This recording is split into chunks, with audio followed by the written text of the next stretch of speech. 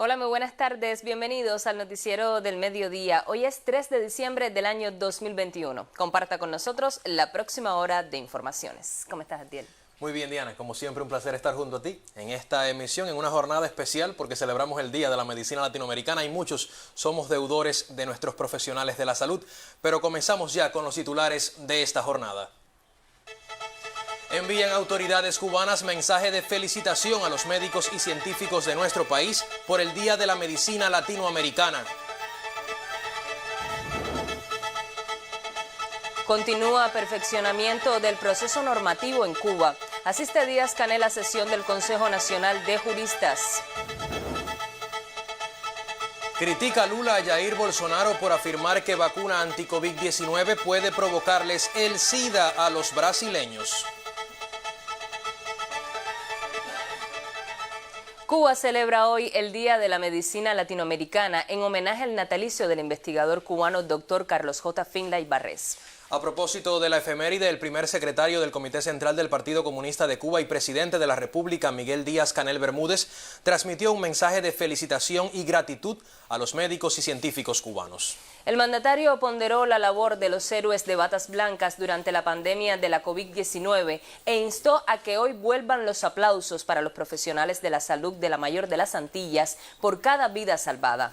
A la felicitación por el Día de la Medicina Latinoamericana se sumó el miembro del Buró Político y primer ministro cubano, Manuel Marrero Cruz, quien en su perfil en Twitter destacó el ejemplo de los galenos cubanos y evocó frases del líder histórico de la revolución, Fidel Castro, principal impulsor de la salud pública y la ciencia en Cuba. Por su parte, el titular del sector, doctor José Ángel Portal Miranda, afirmó que la mayor de las Antillas cuenta con sus médicos, fieles herederos del legado de Finlay y de Fidel, para los grandes retos que tenemos por delante.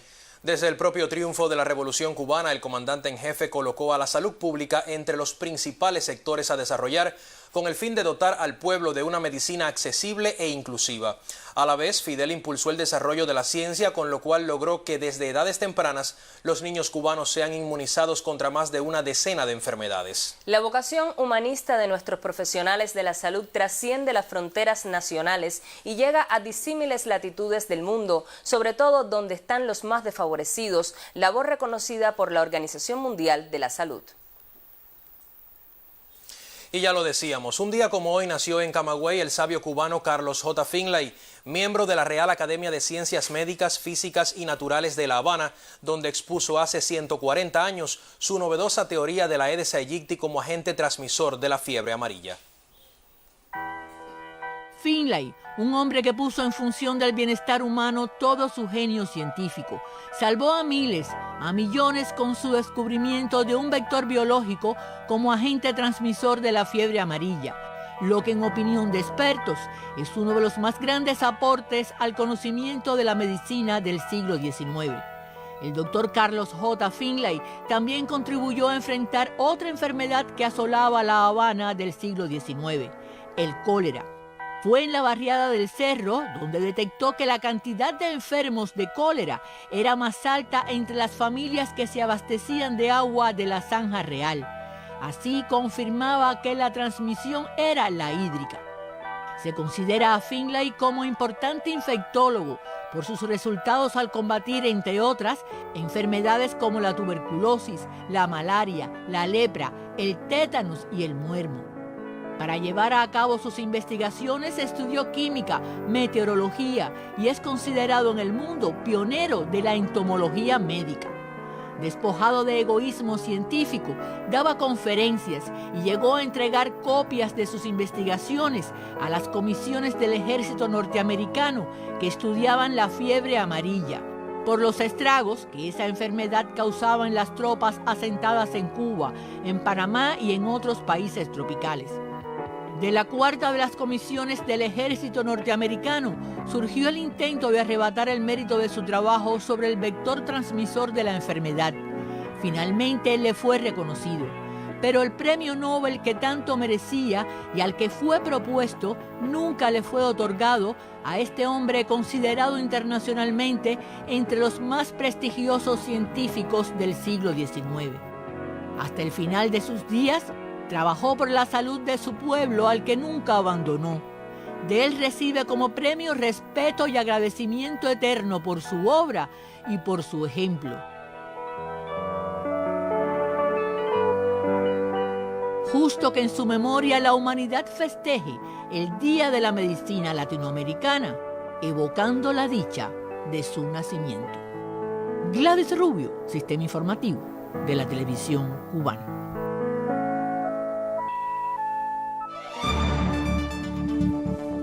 Más adelante en esta emisión conocerán de la instalación de uno de los 26 nuevos motores adquiridos por nuestro país para el mejoramiento de la generación eléctrica. La periodista Yelenis Fernández ofrecerá los detalles.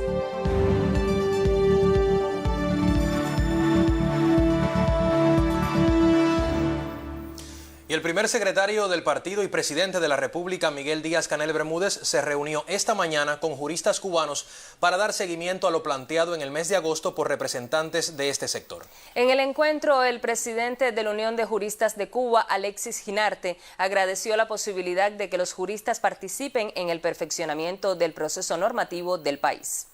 Los juristas manifestaron el interés porque las normas cubanas se parezcan más a la realidad cubana.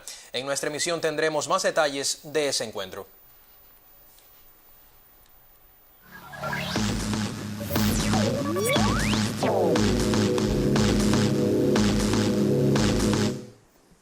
Buenas tardes. Ya lo decíamos en titulares. El expresidente Luis Ignacio Lula da Silva afirmó que Brasil tiene hoy a un psicópata en el poder que miente todo el día en alusión al mandatario de tendencia ultraderechista Jair Bolsonaro.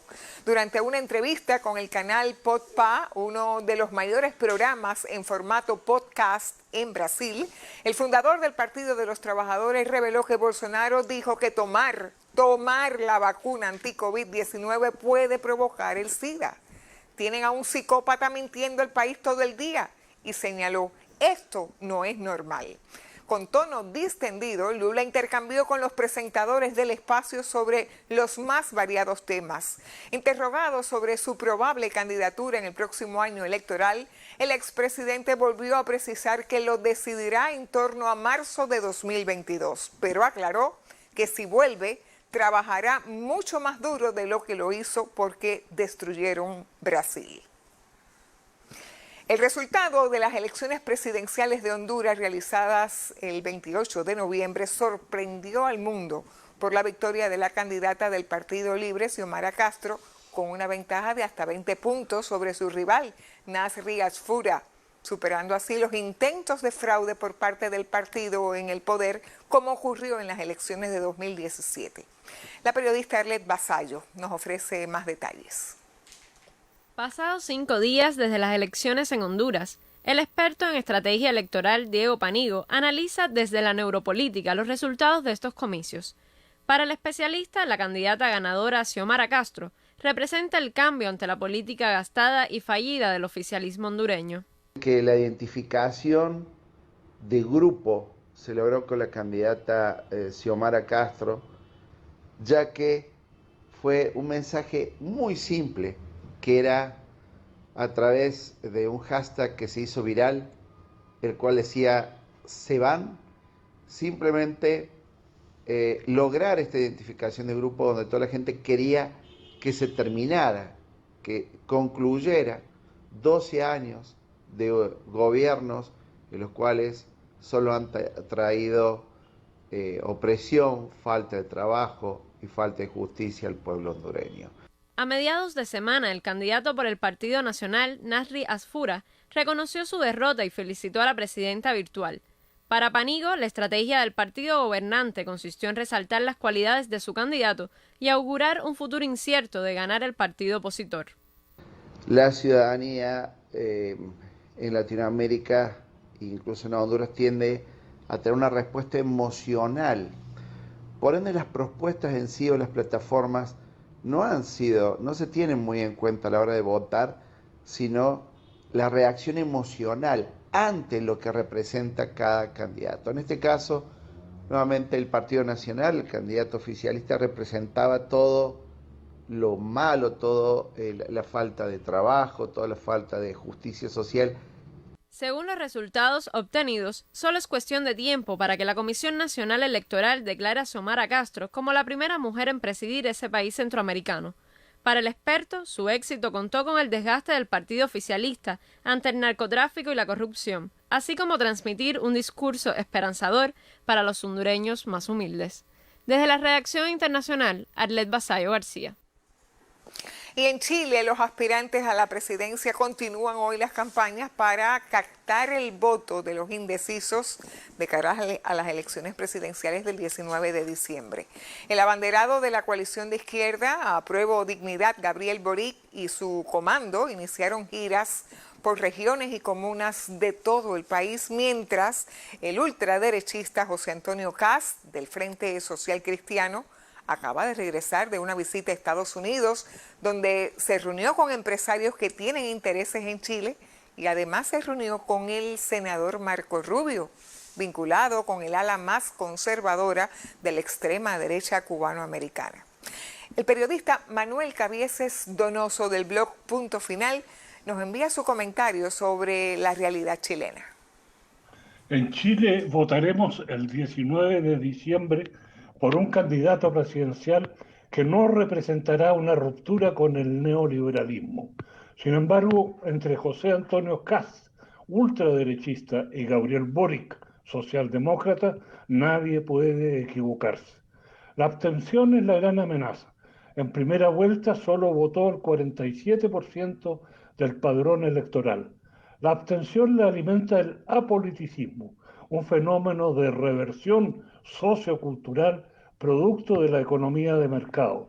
El consumismo es la forma moderna de cohecho que permite regular la democracia. Sin embargo, en Chile hay miseria y salarios de hambre.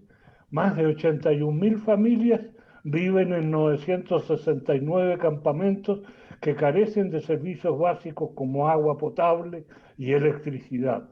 Hay 1 millón de cesantes y más de 600.000 jóvenes no estudian ni trabajan.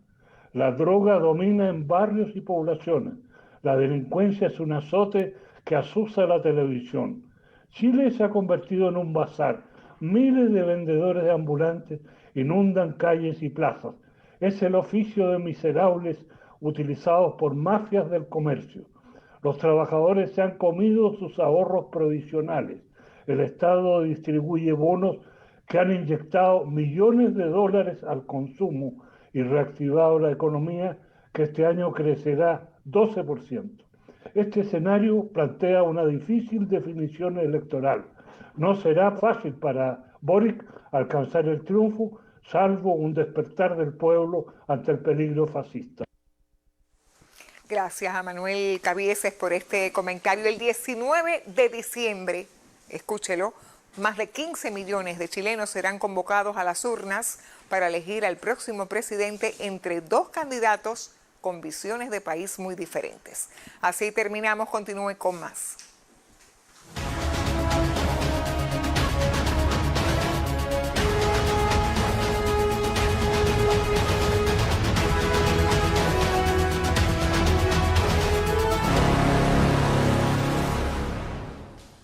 Cuba confirmó al cierre de este jueves 2 de diciembre 114 casos positivos a la COVID-19, un fallecido y 160 altas médicas, así lo informó el Ministerio de Salud Pública. De los nuevos casos confirmados, 107 fueron contactos confirmados, 6 con fuente de infección en el extranjero y 1 sin fuente de infección precisada. Las provincias con el mayor número de casos fueron Holguín con 31 nuevos pacientes, Camagüey con 18 casos y Las Tunas con 13. Se mantienen ingresados 647 pacientes, de ellos 625 con evolución clínica estable, mientras se atienden en las terapias intensivas 22 pacientes confirmados, de ellos 13 críticos y 9 graves. Y con variadas actividades, los colaboradores cubanos de la salud celebraron el Día de la Medicina Latinoamericana en Venezuela. Nuestros corresponsales en Caracas tienen el reporte.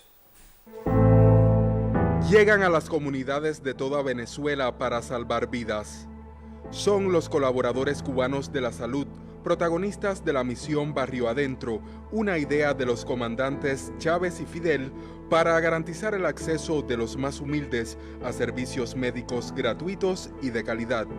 Con el internacionalismo como premisa, celebraron los integrantes de la misión médica cubana en la República Bolivariana el Día de la Medicina Latinoamericana. Para nosotros el mayor reto es la continuidad en el fortalecimiento del Sistema Único Público de Salud venezolano y que seguir formando médicos, enfermeras venezolanas, seguir consolidando la red de Barrio Adentro, tanto en las comunidades como en los centros de diagnóstico integral. Hoy el reto de la enfermería en Venezuela, con más de 4.000 enfermeros en diferentes perfiles, en 10 perfiles para ser más específico, ha sido muy grande en la atención, ya sea pacientes COVID como no COVID, y también apoyando la vacunación, que ha sido hoy uno de los más grandes retos que ha tenido la enfermería, ya que en muchos de estos perfiles no nos dedicamos a eso en Cuba, y aquí lo hemos hecho muy bien. Como parte de las actividades por el Día de la Medicina Latinoamericana, se reconocieron a colaboradores con 5 y 10 años al servicio del pueblo venezolano. También se entregó la condición colectivo destacado a la Brigada del Laboratorio de Biología Molecular de Guarenas y a la del Hospital Intermedio de Campaña del Poliedro de Caracas por sus contribuciones al enfrentamiento a la pandemia. Además, artistas aficionados se unieron a la reconocida cantautora Marta Doudiers para ofrecer en una gala cultural su buen hacer. Desde Venezuela reportamos Raúl Verdesie, Joan Bárcena y Gianni López Brito, Sistema Informativo de la Televisión Cubana. El Premio Nacional de Calidad de la República de Cuba, correspondiente al año 2020, será entregado el próximo 10 de diciembre. Instituido desde 1999, es el más alto reconocimiento del país a las organizaciones que obtengan resultados relevantes en la aplicación de la gestión total de la calidad y la eficiencia económica. En conferencia de prensa, la directora de la Oficina Nacional de Normalización, Nancy Fernández, dijo que este año, de todas las propuestas, quedaron 2 finalistas para el Premio Nacional de Calidad, la empresa de investigaciones y proyectos hidráulicos de Holguín y la unidad empresarial de base número 3, planta de producción Santi Spíritus de alimentos y bebidas La Estancia S.A.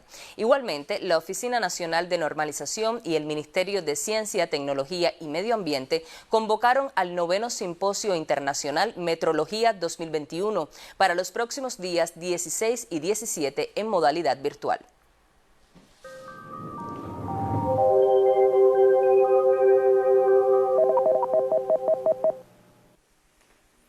Buenas tardes. Se mantiene con poco cambio las condiciones del tiempo sobre Cuba y sus mares adyacentes, y es que persiste la marcada influencia de las altas presiones migratorias con una masa de aire seca e estable. Mantiene baja la probabilidad de lluvia. Solo ocurren algunos chubascos de manera ocasional en zonas de la costa norte de la región oriental, principalmente en las provincias de Holguín y Guantánamo, relacionado con la nubosidad baja que llega desde el mar hacia zonas de la costa norte y genera chubascos y lluvias de manera ocasional. Muy poca nubosidad, como se puede apreciar en las imágenes de satélite, en el resto del territorio nacional. El pronóstico del tiempo para la tarde de hoy, con poca variación, estará parcialmente nublado y se nublará en ocasiones en zonas de la costa norte, principalmente desde Camagüey hasta Guantánamo, con la ocurrencia de aislados chubascos y lluvias. Serán escasas las precipitaciones en el resto del país. En la noche estará con poca nubosidad, parcialmente nublado en las provincias de la región oriental, todavía con la ocurrencia de chubascos aislados en zonas de la costa norte de la provincia de Guantánamo. Las temperaturas con poca variación,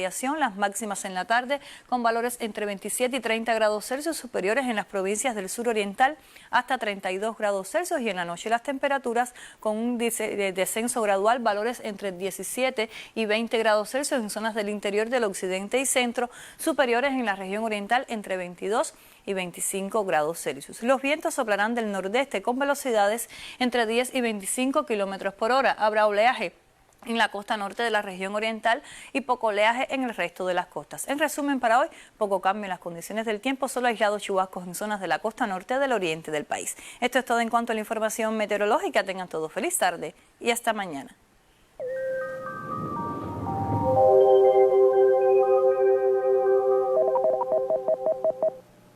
Y ya lo habíamos adelantado, Cuba adquirió más de 50 motores para mejorar la generación eléctrica, de los cuales 26 se encuentran ya en el territorio nacional, gracias a un financiamiento que solo en la empresa de grupos electrógenos y servicios eléctricos Hazel asciende a 15 millones en moneda libremente convertible.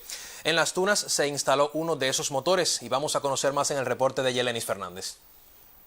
En tiempo récord, estos hombres de la unidad empresarial de base de los grupos electrógenos y servicios eléctricos instalaron un nuevo motor en la central diésel de Las Tunas. Fue un reto, verdaderamente. Desde que llegó el motor, tuvimos 5 días, porque nosotros mismos, con la fuerza de trabajo que teníamos, el plan fue el mismo que nosotros nos pusimos, 5 días, aunque estos trabajos, según el manual, lo que está planificado, se hace en 13.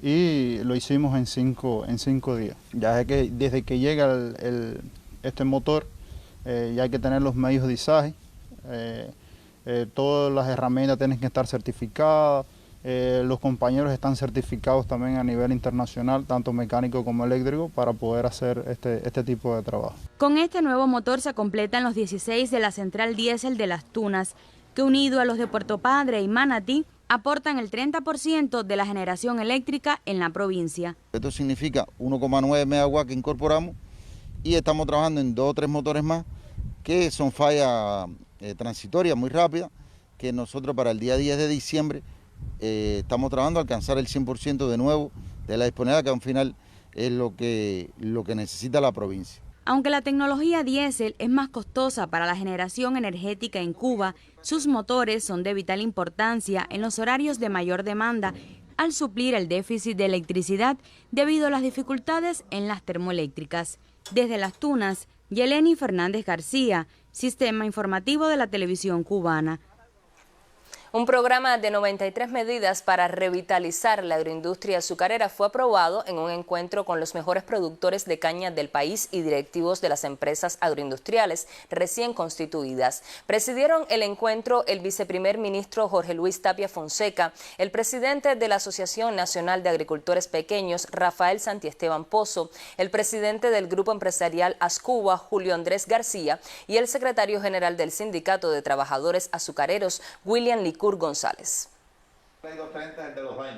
Las medidas aprobadas por el Buró Político y el Consejo de Ministros obedecen a una indicación del general de Ejército Raúl Castro, que pidió concebir un programa que permita salvar la agroindustria azucarera, su patrimonio, su cultura y su historia.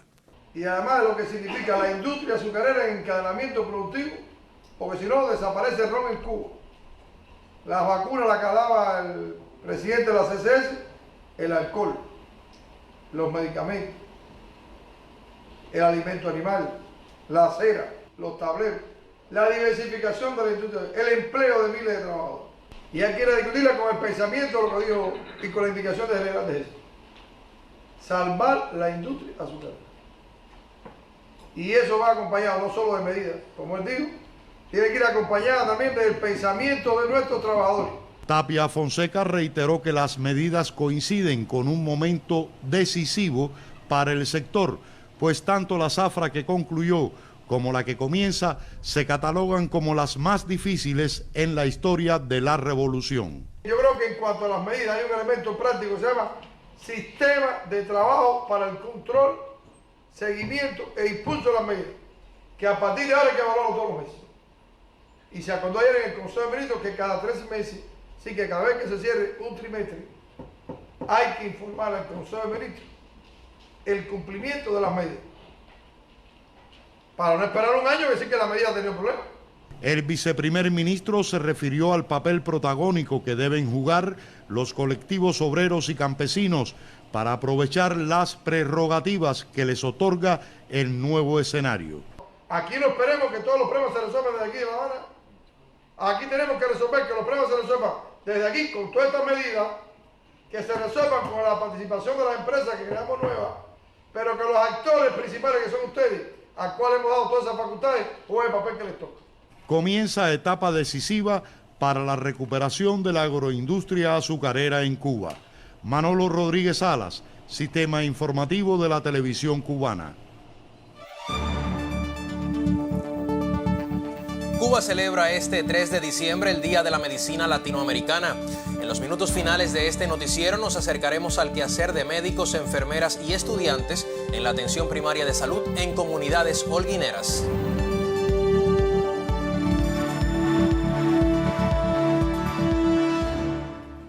Y como ya decíamos, este 3 de diciembre nuestro país reconoce a cada uno de los trabajadores de la salud por sus aportes en el enfrentamiento a la COVID-19. Jóvenes y expertos del sector ofrecen sus valoraciones sobre qué significa estudiar medicina en Cuba. Para muchos es la profesión más sacrificada. Para los cubanos, la más humana y solidaria. Para ellos, una obra al servicio de los demás. Ser médico implica, primero, sacrificio, tener una mentalidad altruista en la cual uno tiene que estar convencido de que lo primero es el enfermo. Valientes le llamaron en pandemia y lo han sido pese a todos los obstáculos. Más de 8.300 muertes por COVID-19 acumula Cuba y no ceden en su batalla por evitar dolor y nuevas derrotas.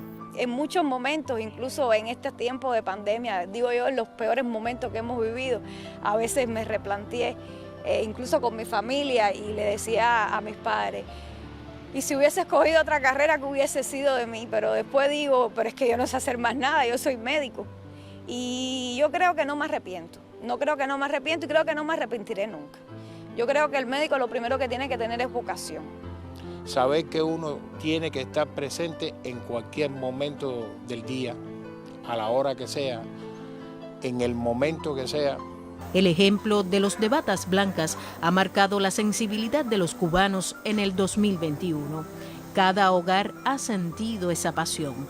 Es un sacerdocio por la salud, dedicarse totalmente al enfermo. Y no solamente al enfermo, porque también a veces vemos al médico y lo relacionamos con la enfermedad. No, hay que relacionarlo con la salud, porque cuando usted logra mantener niveles de salud elevados, está luchando contra la enfermedad. Ayudar a los demás, no solo físicamente, no solo mentalmente, sino también espiritualmente. Y yo pienso que el hecho de hacer eso es lo que nos hace sentir a nosotros mejores personas. Estás luchando diariamente contra la muerte y muchas veces pierdes la batalla. Desgraciadamente a veces la pierdes. Pero cuando uno analiza, uno se da cuenta de que muchas veces sales triunfante y por suerte mucho más que las que pierdes, ¿no? En el Día de la Medicina Latinoamericana, los trabajadores de la salud celebran la vida y la oportunidad de ser en estos tiempos la vanguardia, la avanzada, los héroes de una generación. Gisela García Rivero, Sistema Informativo de la Televisión Cubana. Y el Día de la Medicina Latinoamericana fue conmemorado por las Fuerzas Armadas Revolucionarias en el Hospital Militar Central Luis Díaz Soto, Orden Carlos J. Finlay, un sitio donde se han salvado miles de vidas durante esta pandemia. El acto fue presidido por el miembro del Buró Político y secretario general de la Central de Trabajadores de Cuba, Ulises Guilarte de Nacimiento, el ministro de Salud Pública, José Ángel Portal Miranda, y el general de división, Ramón Rodríguez Morfa, jefe de la Jefatura de la Logística de las FARC. El aporte de los servicios médicos de las FARC al enfrentamiento a la COVID-19 mereció un diploma de reconocimiento entregado por el titular de Salud Pública, José Ángel Portal. 5 oficiales fueron condecorados con la distinción Manuel Pitti Fajardo que otorga el Consejo de Estado. El meritorio trabajo y la atención brindada a los pacientes fueron también motivo de la entrega de la distinción Servicio Distinguido de las FARC a 15 oficiales.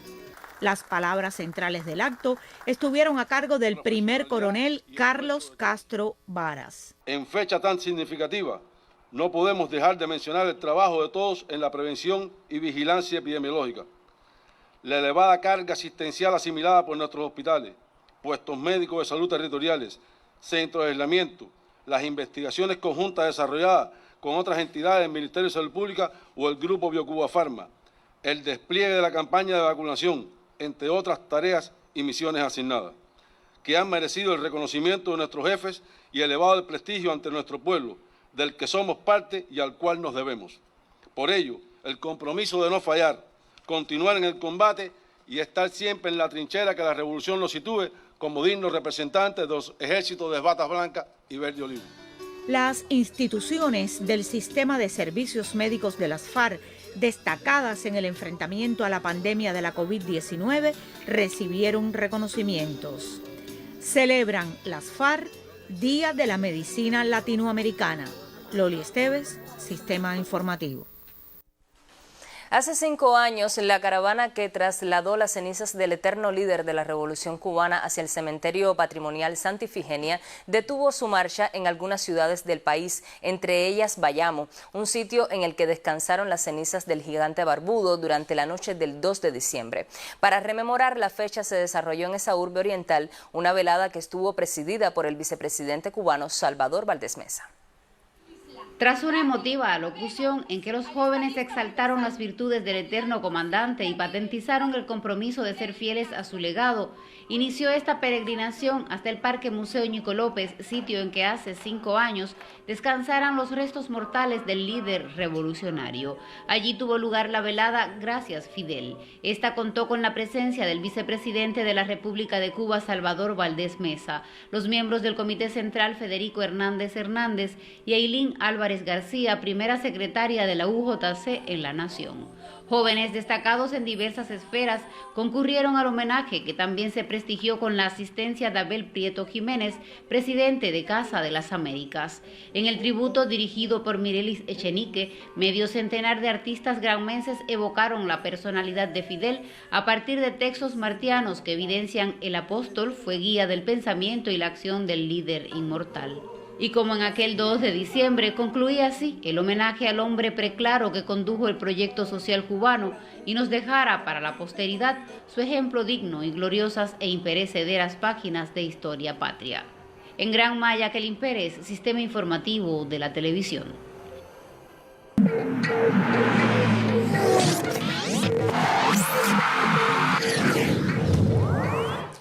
Muy buenas tardes, el momento para los deportes. La delegación cubana que participa en los primeros Juegos Panamericanos Junior de Cali Valle en Colombia ya consiguió sus primeros éxitos durante la jornada matutina de este viernes 3 de diciembre. En el Estadio Pascual Guerrero, la jabalinista Giselena Bayar estuvo muy cerca de conquistar el oro. La colega Carlienis Calzadilla nos brinda los pormenores. Con lanzamiento de 57 metros y 14 centímetros, la jabalinista Giselena Bayar le dio a Cuba la primera medalla de esta jornada en los Juegos Panamericanos de la Juventud. Esta medalla de plata para mí es como si fuera un oro porque con los resultados que había por delante yo no esperaba con una medalla. Vuelvo y repito, por la preparación física, estábamos cargados y eso, pero yo vine a dar todo de mí, vine a darlo aquí en la competencia. Para llegar al oro me faltó un poco la técnica, a pesar de que llevo un poco tiempo entrenando. Yo venía con menos marca porque estaban en preparación física y vine a dar lo mejor de mí y me salió un resultado que nunca esperaba. Yo tengo 60 metros, pero en esta parte estaba en preparación física y me sentí súper bien. La competencia fue ganada por la ecuatoriana Juleisi Angulo con disparo de 58-26. Esta tarde Cuba discutirá medallas nuevamente en el atletismo, en los 200 metros, en la impulsión de la bala, el triple salto y los 5.000 metros, todas competencias donde nos representarán nuestras muchachas. Desde el Estadio Pascual Guerrero de la capital del Valle del Cauca reportamos el camarógrafo Amado López y Carlienis Calzadilla, enviados especiales de la televisión cubana. Hoy igualmente la lucha va por aumentar su cosecha. Cuba debutó con victoria en los cuartos de final de la lucha libre para hombres y 3 de nuestros 5 representantes en la fecha disputarán finales. Con los detalles de lo sucedido, el colega Guillermo Rodríguez, a quien le doy las buenas tardes. Gracias, Alejandro, saludos para ti, buenas tardes para todos los amigos televidentes. Bueno, aquí estamos en el Coliseo Miguel Calero, donde la lucha sigue dándonos alegrías a nuestra delegación en estos primeros Juegos Panamericanos Junior. Acaban de asegurar a 3 atletas para discutir las medallas de oro a partir de las 4:30 de la tarde en este coliseo. Me refiero a Yolanda Cordero en la división de los 62 kilogramos y nuestra campeona olímpica de la Juventud de Buenos Aires, Milaimis Marín, en los 76. En el caso de la lucha libre masculina, que inició hoy con 2 divisiones. Solamente Osmani Diversen, el campeón panamericano de Oktapek, estará discutiendo la medalla de oro, mientras que Iliosbel González discutirá la presea de bronce. Decir que los cubanos son favoritos en las 3 finales, como quiera que derrotaron a los estadounidenses, la principal potencia de la lucha libre en el mundo, en las semifinales. Así que esperemos 3 victorias, otros 3 títulos para la lucha en esta jornada a partir de las 4:30 aquí en el Coliseo Miguel Calero. Te devuelvo la señal directamente desde Cali, Colombia. Gracias, Guillermo. Y en solo minutos, la dupla de voleibol de playa cubana buscará el pase a la final de la cita continental. Pavel Otero se encuentra en la instalación. Buenas tardes, Pavel, adelante. Sí, muchísimas gracias, Alejandro. Efectivamente, aquí estamos en la Arena Mundialista de Cali. Ante todo, espero que me estén escuchando bien, porque aquí la música en todas las instalaciones la ponen súper alto. El pueblo colombiano es muy alegre, muy musical, ya lo hemos dicho, nos parecemos en eso. Pero bueno, espero que me estén escuchando. Repito, dentro de pocos minutos, la pareja cubana de voleibol de playa para hombres, integrada por Luis Enrique Reyes y Norlén Díaz, estará en semifinales contra su similar de México. Así que hay grandes expectativas con esta pareja, sobre todo después de su espectacular victoria contra Brasil. Así que ya lo saben, aquí estaremos reportando lo que suceda con el binomio cubano de voleibol de playa, repito, en breve contra México. Te devuelvo la señal, Alejandro, a los estudios centrales. Sí se te escucha, cómo no, y se disfruta también el buen ambiente de los caleños. Gracias, Pavel. Seguimos con más. La delegación cubana envió una carta a la presidenta de la Unión Panamericana de Gimnasia, señora Naomi Chieco Valenzo, donde le informa que a la selección cubana de gimnasia rítmica le será imposible intervenir en el evento de conjunto programado para este viernes. La decisión responde a la indicación médica a partir del diagnóstico de un atleta con dengue y su tratamiento demanda reposo absoluto. Firman la misiva Yainet Villalta, comisionada nacional de gimnasia, Pablo Castillo, jefe médico de la delegación cubana, y Roberto León Richards, presidente del Comité Olímpico Cubano. Con esta información concluye el segmento dedicado a los deportes al mediodía. Muy buenas tardes.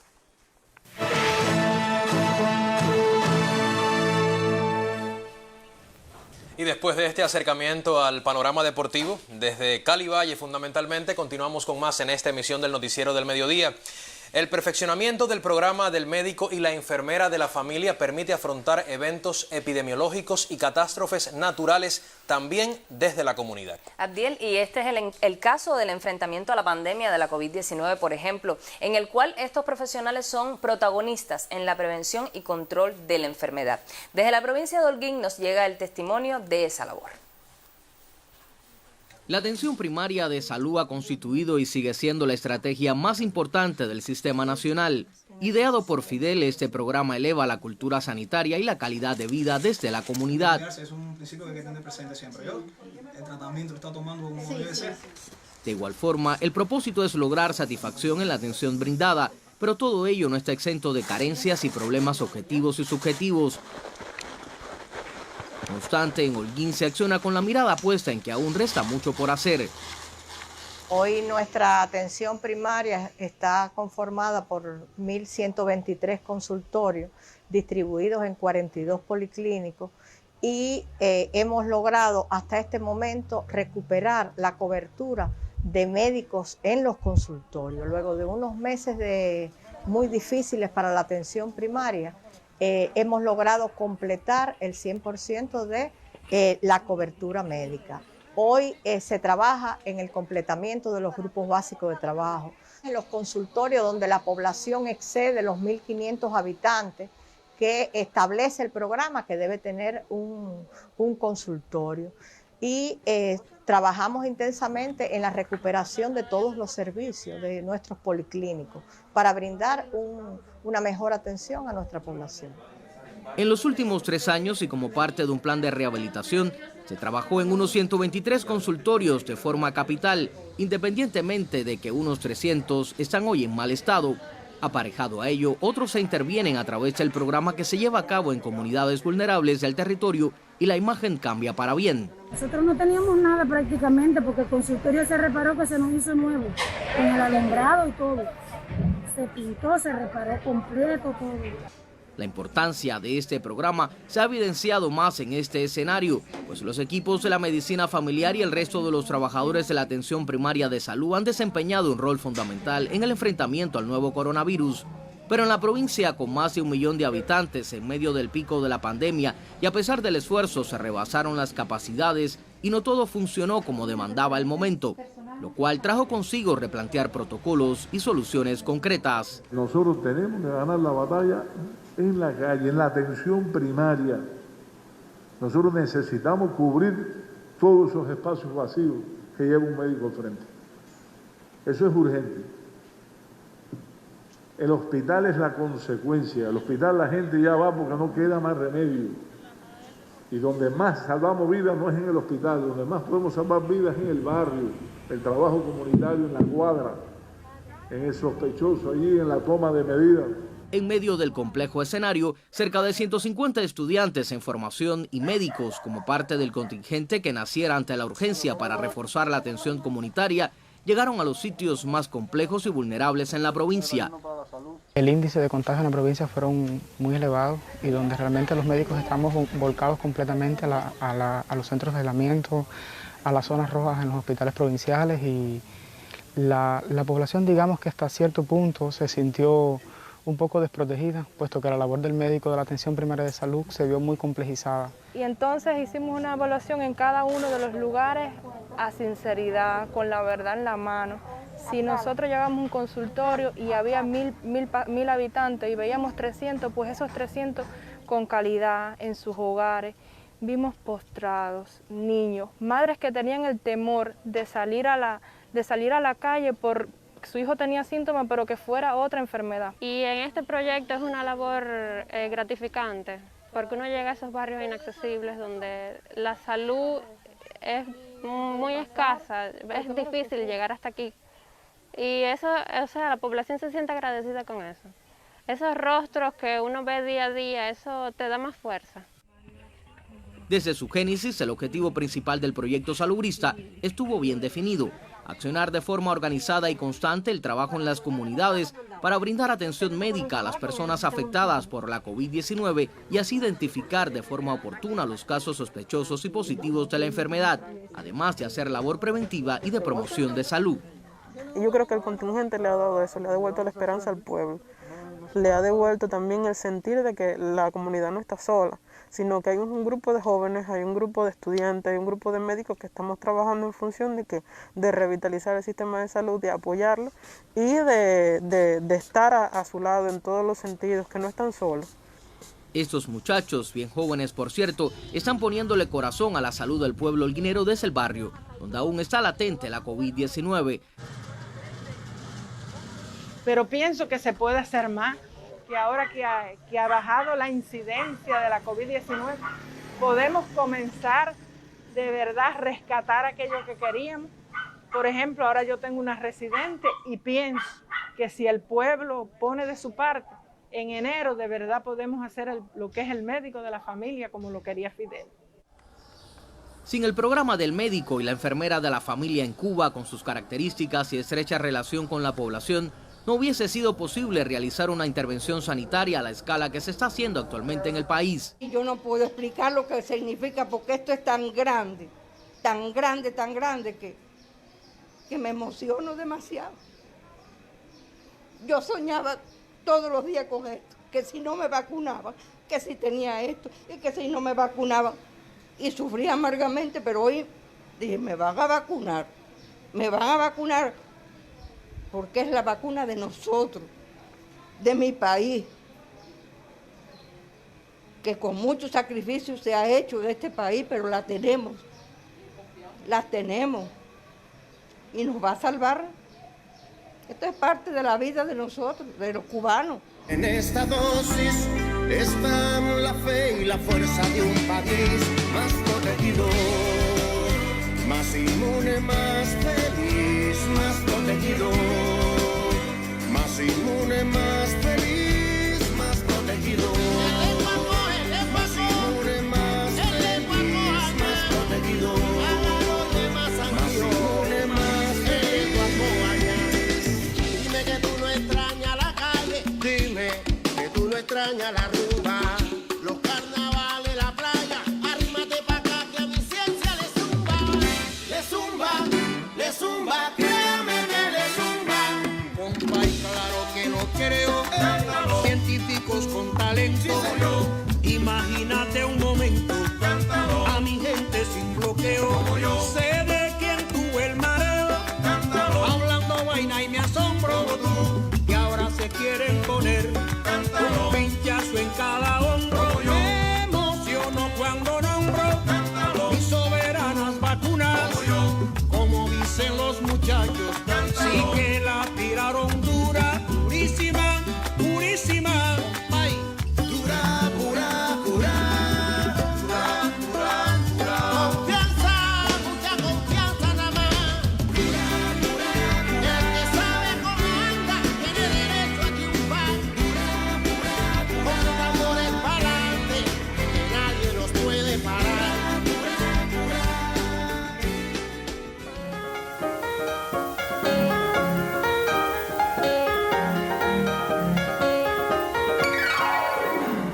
Muy buenas tardes, qué gusto saludarle.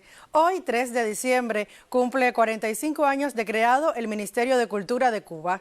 La institución tuvo como antecedentes el Consejo Nacional de Cultura y la Dirección de Cultura del Ministerio de Educación.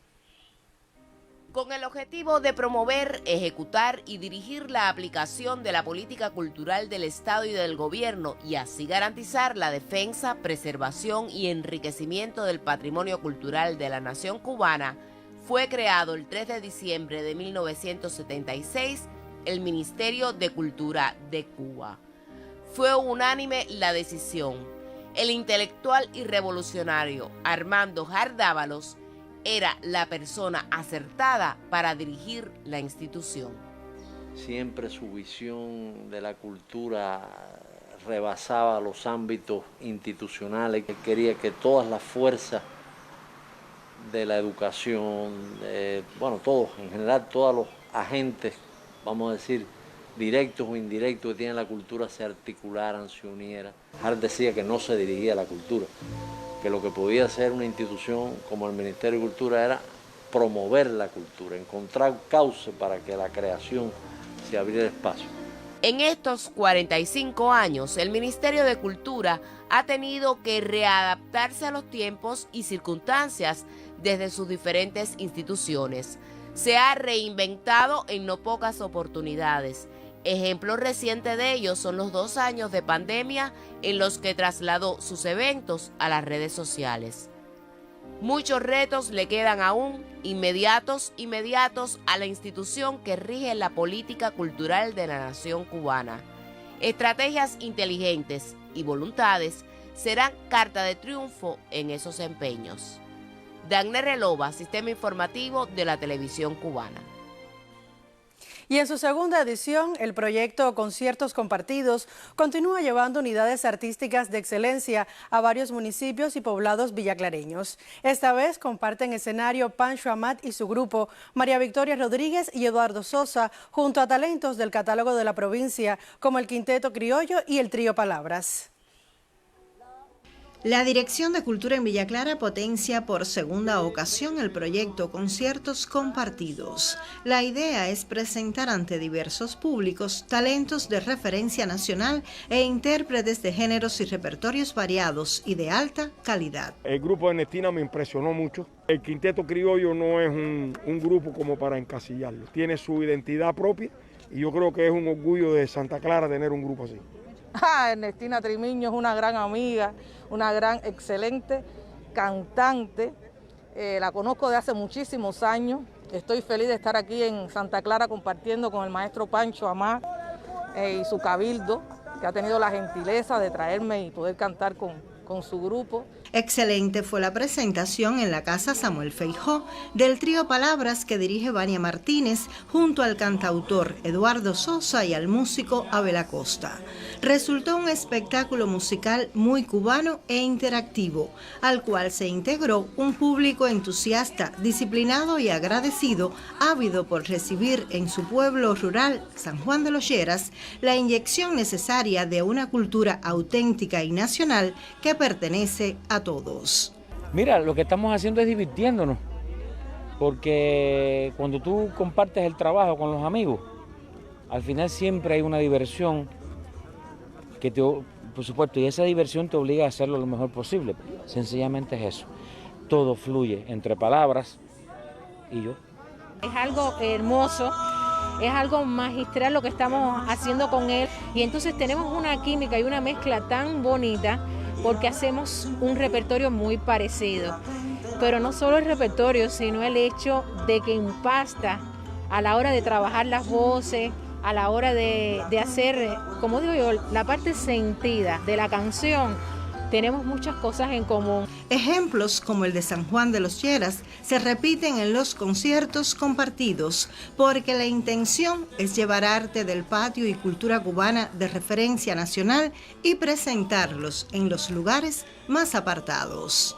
Desde Villa Clara, Hilda Cárdenas Conyedo, Sistema Informativo de la Televisión Cubana.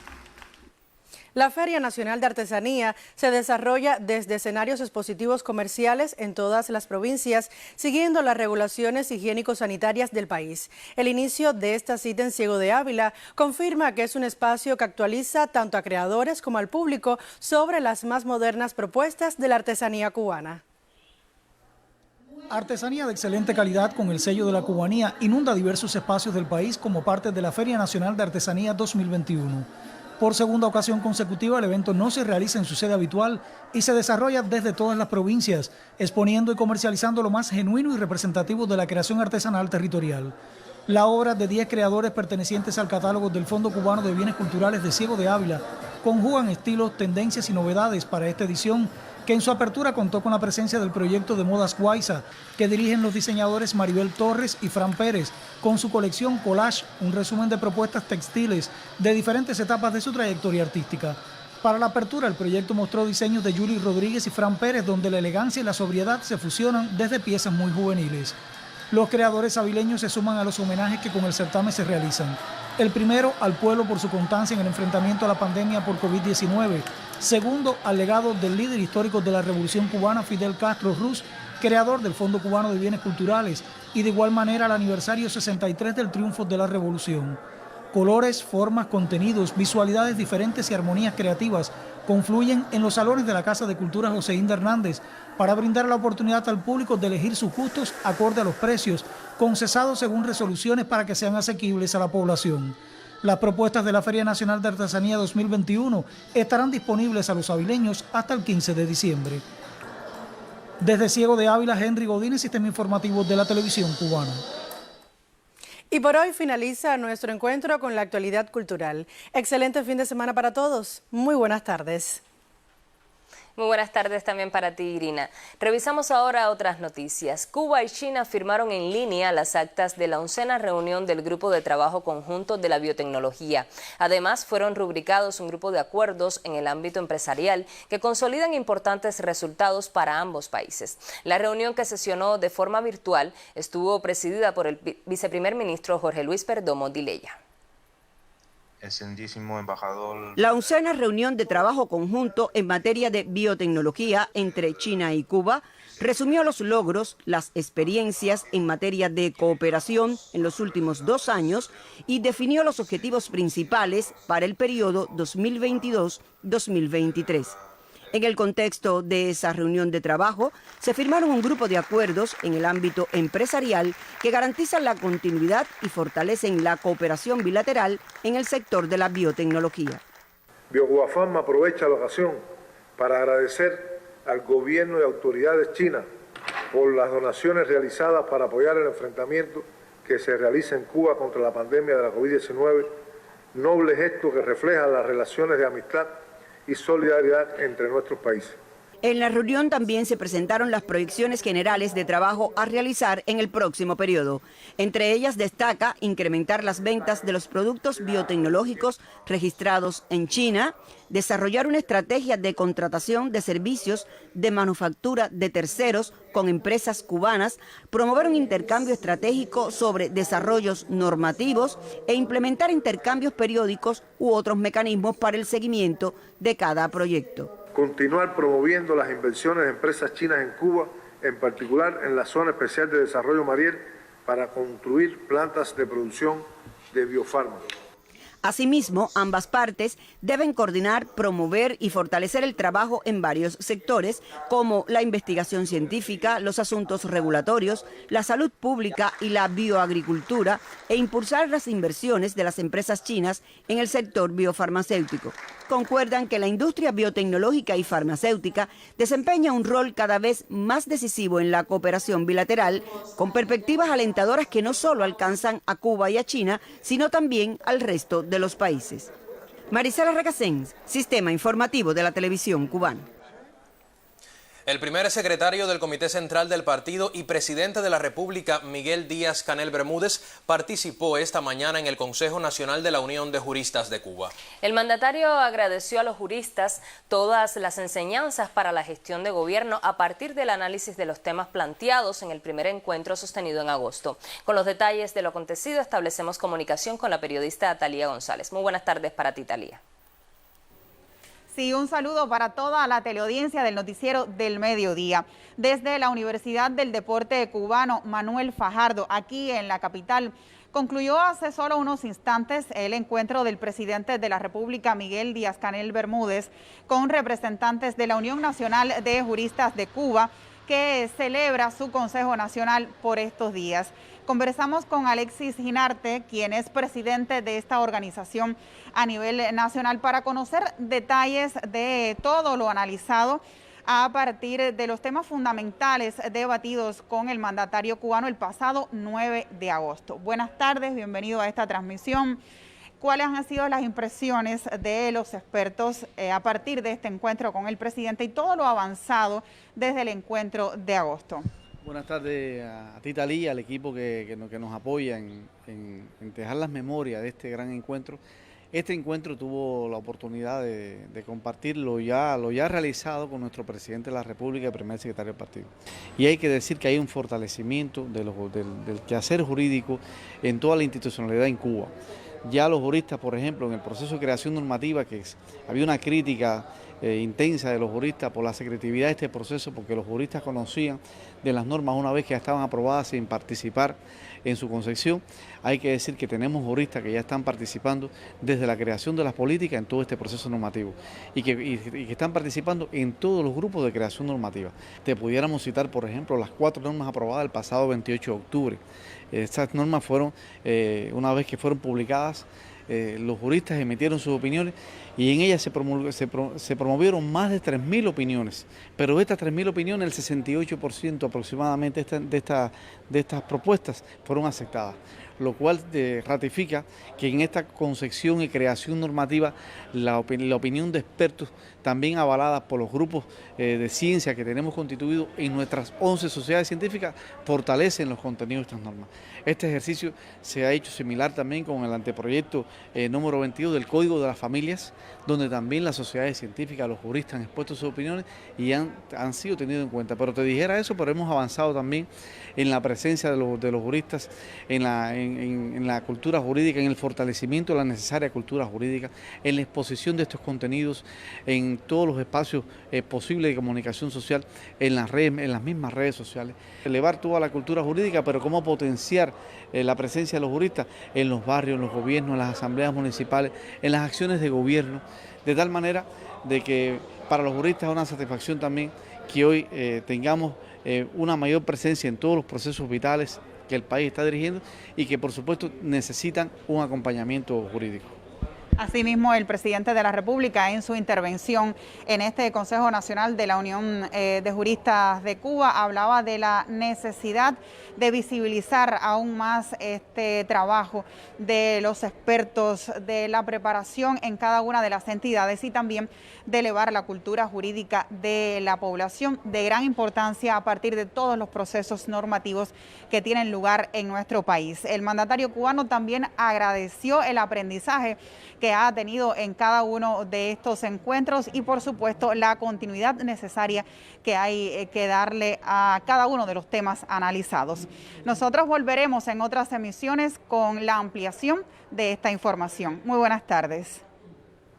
Gracias, Talía. Muy buenas tardes también para ti. Y de último minuto contactamos con la periodista Gisela García Rivero, quien se encuentra en el Ministerio de Salud Pública. Cuéntanos, Gisela, ¿cómo se ha vivido esta jornada por el Día de la Medicina Latinoamericana? Buenas tardes, gracias por este contacto con el noticiero del mediodía. Efectivamente me encuentro en el Teatro del Ministerio de Salud Pública, donde hace solo algunos minutos concluyó el acto de entrega de la bandera de proeza laboral por parte de la Central de Trabajadores de Cuba al colectivo del Ministerio de Salud Pública. Ha sido una jornada vivida aquí de muchos reconocimientos, también de agradecimiento a toda la obra del personal de la salud por sus aportes en el control de la pandemia de COVID-19.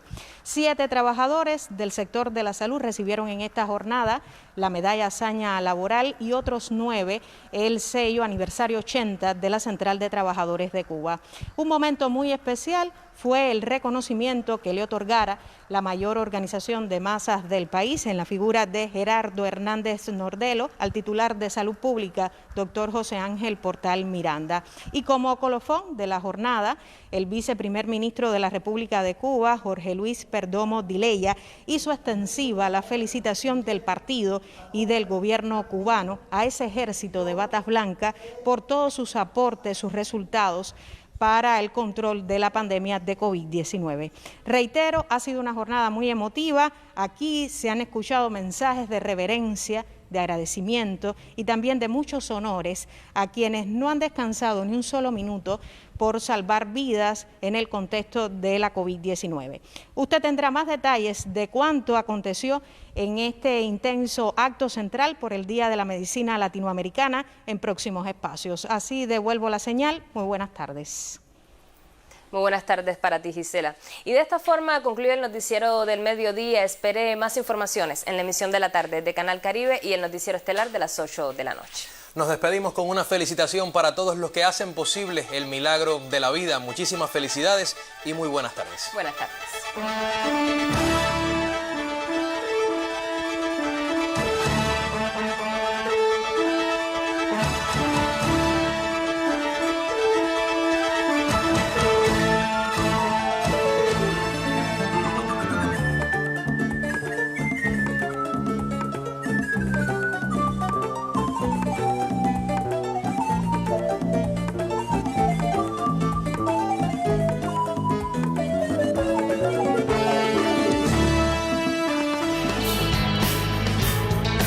Este año fue quizás uno de los más desafiantes en nuestra carrera. Nos enfrentamos a un enemigo nuevo y aún lo estamos venciendo. Pero cada vida salvada ha sido nuestro mejor premio. Feliz Día de la Medicina Latinoamericana. Correos de Cuba, al servicio de todos.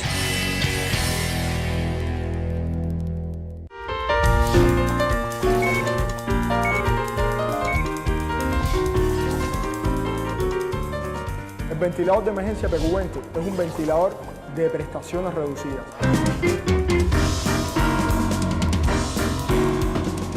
Está destinado a salas de recuperación postoperatoria, unidades de cuidados intensivos de emergencia y salas de terapia municipales. Este es un ventilador que nos da soberanía tecnológica, pues no es necesario ya importar ventiladores de este tipo para situaciones de crisis y tiempos de paz.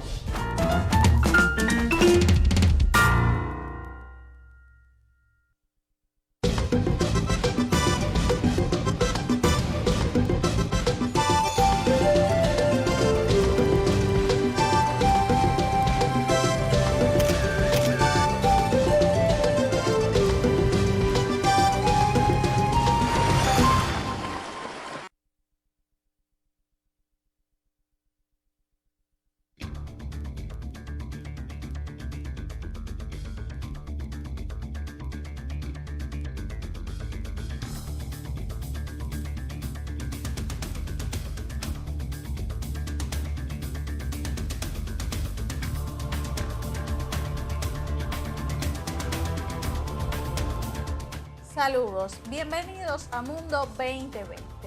Una de las más novedosas alianzas estratégicas creadas a nivel internacional amenazan la paz mundial y principalmente la llamada región del Indo-Pacífico. Así se refieren analistas internacionales al recién creado pacto militar AUKUS, conformado oficialmente el 15 de septiembre de 2021 por Australia, Reino Unido y Estados Unidos. En la práctica se ha interpretado como un intento por contrarrestar los avances de China. Y es que desde la llegada del presidente Joe Biden a la Casa Blanca, Washington ha dejado clara su voluntad de contener la influencia de Beijing, con lo cual la actual administración mantiene y refuerza la posición dura que encabezó el gobierno anterior liderado por Donald Trump respecto al gigante asiático. A su vez, la creación de la alianza militar provocó la ira de Francia, que perdió un contrato millonario por el suministro de una docena de submarinos a Canberra. Sobre las implicaciones de la llegada de AUKUS al escenario internacional, conversamos en los próximos minutos con Leila Carrillo, especialista del Centro de Investigaciones de Política Internacional. Saludos para usted y bienvenida al programa. Bueno, es un placer estar en esta emisión. Espero que sea de algún interés lo que vamos a decir. Hay temas novedosos y hay otros que, bueno, evidentemente son una repetición de la trayectoria de las grandes potencias en distintos continentes. Leila, para comenzar sería oportuno ubicarnos en el contexto en el que surge AUKUS y en lo que eso significa para la geopolítica mundial. Por tanto, ¿cuáles serían esos antecedentes que propiciaron el nacimiento de ese pacto y cuál es su objetivo real? Habría que retrotraerse a los años 40 del siglo pasado para hablar de alianzas particulares en el caso de esta región. Existió la ASEAN, que es una de las organizaciones militares en Asia-Pacífico, pero además existió algo que ya avisoraba lo que iba a pasar en el marco de las relaciones internacionales. Y me referiré a algo de lo que no se habla, porque algunos lo plantean y porque otros lo ocultan. En los años 40 surgió un proyecto estadounidense-británico que se llamaba UCUSA, por las siglas de United Kingdom, United States, en inglés. Y el UCUSA fue prácticamente el embrión de un trabajo de inteligencia continental para poder controlar las informaciones que se transmiten en el mundo. UCUSA devino en un proyecto que hoy se denomina Echelon, escalón, que funciona como los 5 ojos del mundo, según plantea el brillante profesor Ignacio Ramonet, que vigila lo que ocurre en materia informática y comunicacional en el continente. UCUSA tiene su sede en Maryland, Estados Unidos, tiene una base británica en Akrotiri, al sur de Chipre, y tiene otra base que existe en Ascensión, una isla cercana a la Argentina, en nuestro continente. Desconozco si hay alguna en el continente africano, pero presumo que con la presencia de AFRICOM y de otras instalaciones que tienen que ver con el control militar de la región, también haya, puede que en Djibouti, puede que en otro lugar del continente, y de esa forma se controla toda la labor de inteligencia en el continente. Ese es un antecedente militar. Cuando hablamos del movimiento existente en el continente asiático y en la parte del Pacífico, tenemos que llegar a la conclusión de que muchos elementos se mueven en favor de las tensiones, de la agresividad, de invocar a un trabajo defensivo que en realidad es ofensivo contra el continente. Lo interesante del surgimiento de AUKUS es no precisamente de que se trate un engendro defensivo en la región, sino de quienes lo están integrando. Estados Unidos, Australia y el Reino Unido. Parecería incongruente hablar de un país europeo, un país como Estados Unidos y un país índico. AUKUS es prácticamente un retroceso en materia de distensión mundial. Cuando se habla de proyectos complejos, después me referiré a ello como es el caso de la OTAN, AUKUS está presente. AUKUS complementa los intereses que tienen varias potencias en la región. Yo no sé si convendría decir que realmente estamos ante un nuevo proyecto militarista en la región. Si se suma a los ya existentes, si se suma a las amenazas contra el entorno y más allá. Tenemos claro, profesora, que en AUKUS participan Estados Unidos, Reino Unido y Australia, pero ¿qué otros actores están comprometidos e involucrados en la creación y en los proyectos de esta alianza? Los tres actores principales, vamos a decir los protagonistas, son Estados Unidos, Reino Unido y Australia, a la que se le otorga un mayor alcance en su actividad defensiva en la región.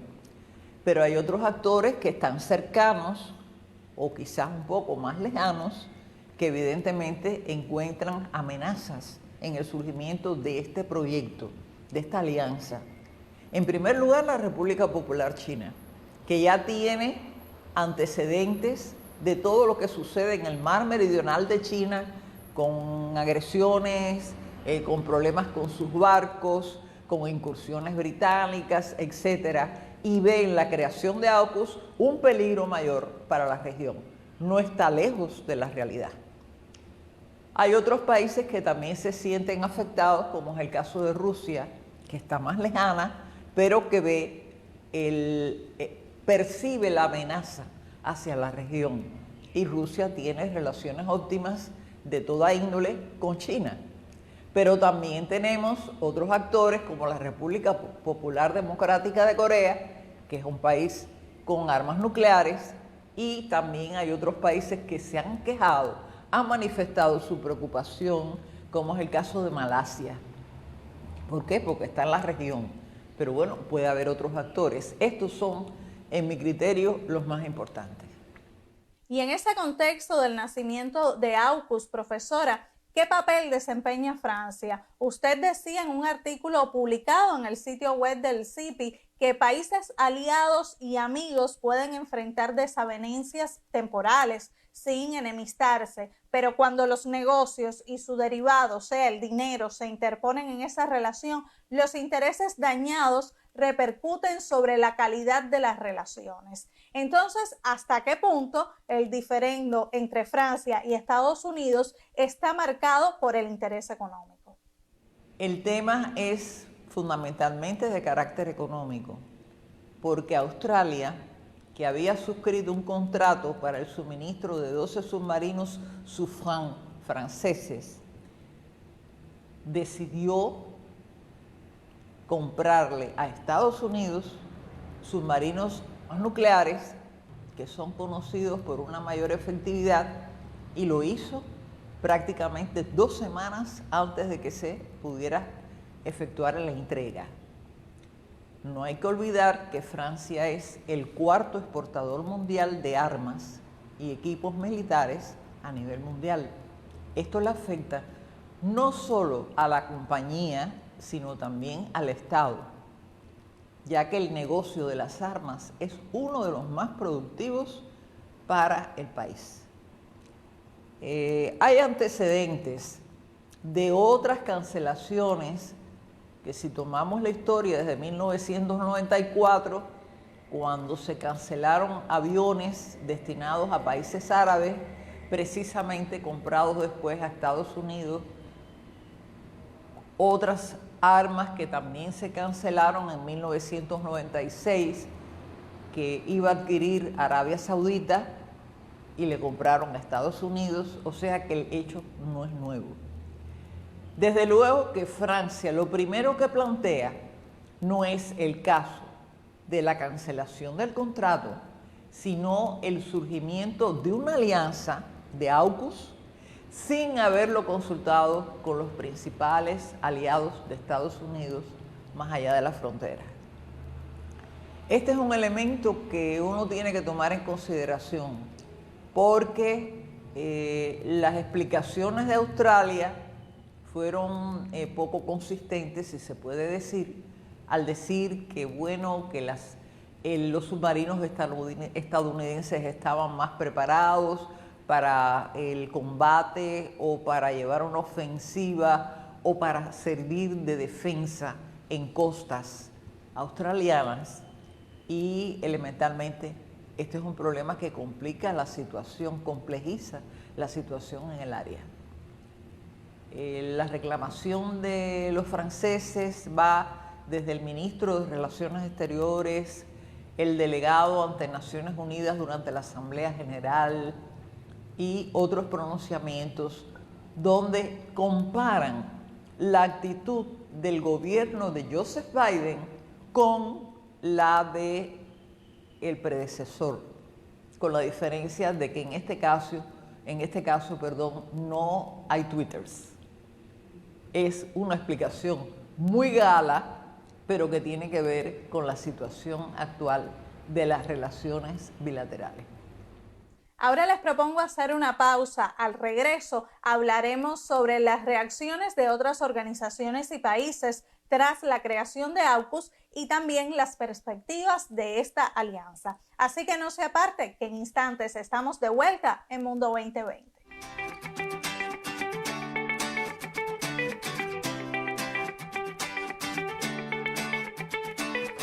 Que 20 años no es nada, que me lo digan a mí, 35 años en Cubavisión Internacional. Soy fundador del canal.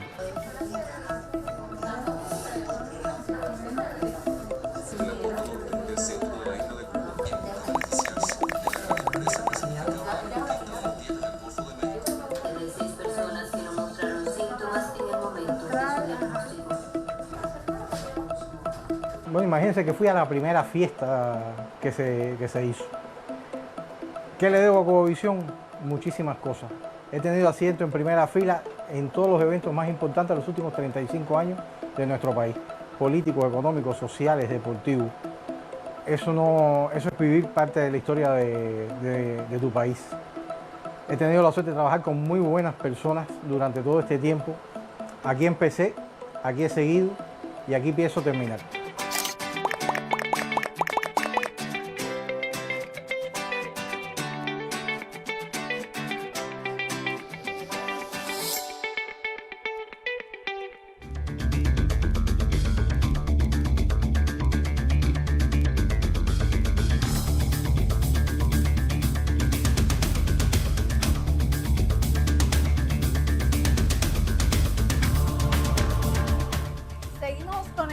En Mundo 2020. Hoy profundizamos en las implicaciones de la alianza militar AUKUS formada por Reino Unido, Australia y Estados Unidos para contrarrestar, según expertos, los avances de China. Precisamente desde el gigante asiático hubo respuesta a ese acuerdo que permitirá a Australia contar con submarinos de propulsión nuclear por primera vez en su historia. Beijing acusó a las naciones implicadas de socavar la estabilidad y la paz regional tras firmar el pacto AUKUS, así como los esfuerzos internacionales por la no proliferación nuclear. China cree que los temores de la comunidad internacional están plenamente justificados. Estados Unidos, Reino Unido y Australia están desarrollando una cooperación en el campo de los submarinos nucleares, lo que plantea un grave riesgo de proliferación nuclear. Esto demuestra una vez más que Washington y Londres adhieren a un doble rasero y ven la cooperación nuclear como un instrumento de juego geopolítico. China insta a los tres países a prestar atención a la voz de la comunidad internacional, a abandonar ideas geopolíticas anticuadas y limitadas de la Guerra Fría y del juego de suma cero, y a revertir la correspondiente decisión errónea.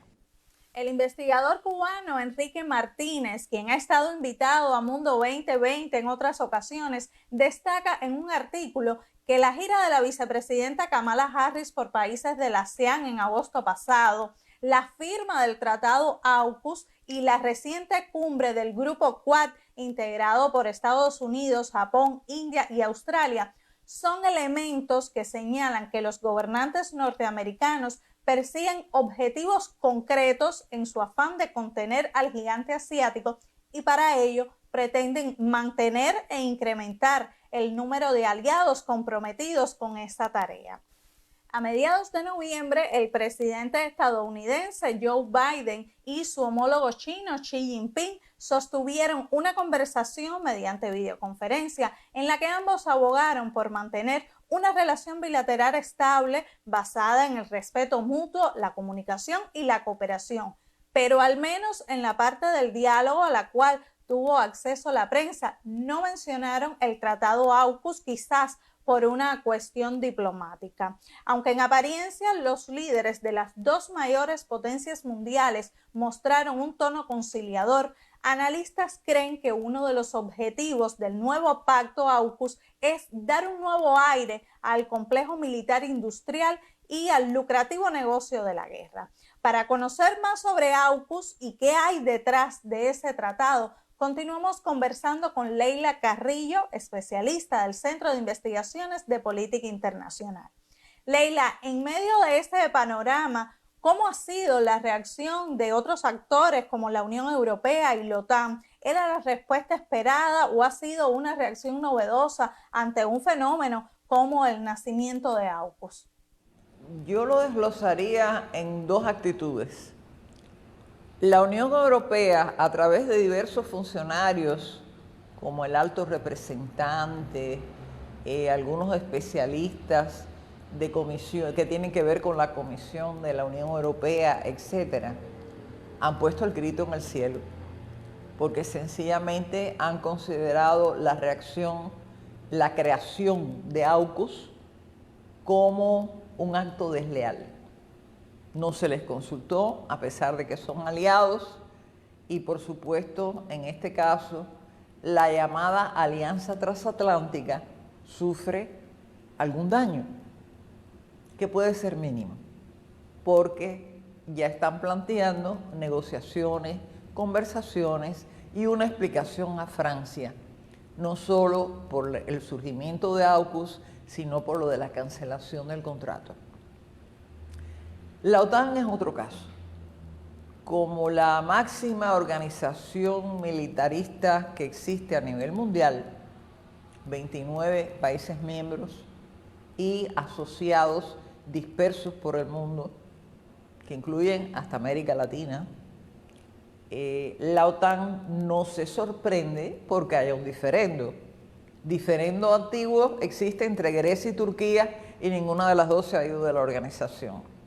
Diferencia existió cuando Francia salió de la OTAN en la época de De Gaulle, porque sencillamente no cumplía las aspiraciones que tenían los franceses, que se renuevan ahora como una Europa de la defensa para enfrentar desde el punto de vista diplomático, no desde el punto de vista militar, los cambios y las políticas que Estados Unidos desea trazar en el resto del mundo.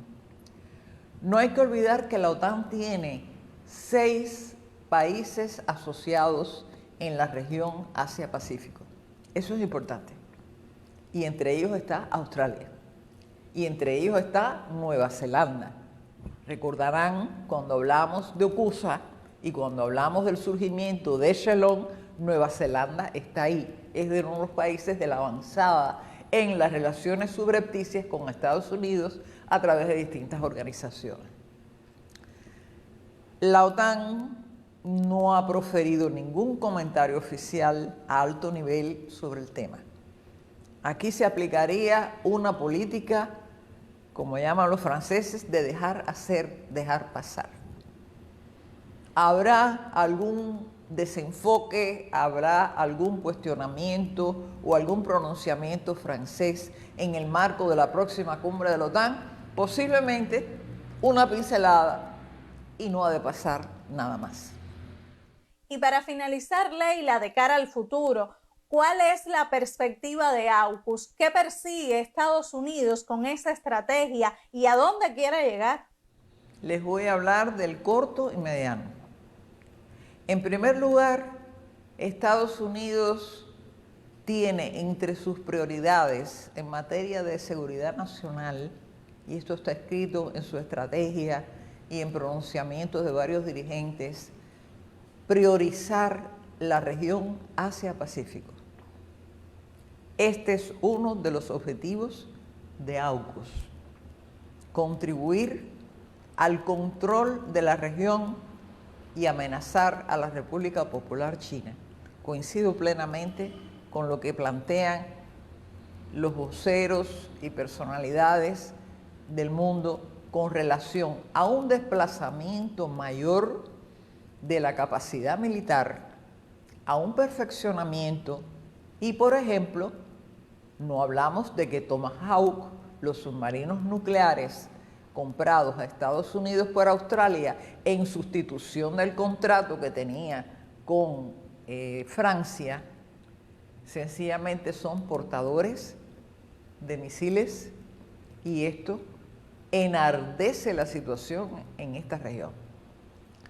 Por eso hay que vigilar, porque las provocaciones del Reino Unido contra el sur de China, las provocaciones que existen cotidianamente con el incremento de sanciones contra la República Popular China por parte de Estados Unidos, son elementos que exacerban los problemas en la región. Esto es lo que se presentaría, y lo tenemos ya, en el corto plazo, y en el mediano plazo pueden suceder otras cosas. Hay una cuestión: la salida del Reino Unido, el Brexit, de la Unión Europea, ha propiciado que Estados Unidos favorezca al Reino Unido en algunas de sus operaciones en el orden político y militar en la región. No hay que olvidar que el Reino Unido es la potencia marítima que fue sustituida por Estados Unidos en la historia.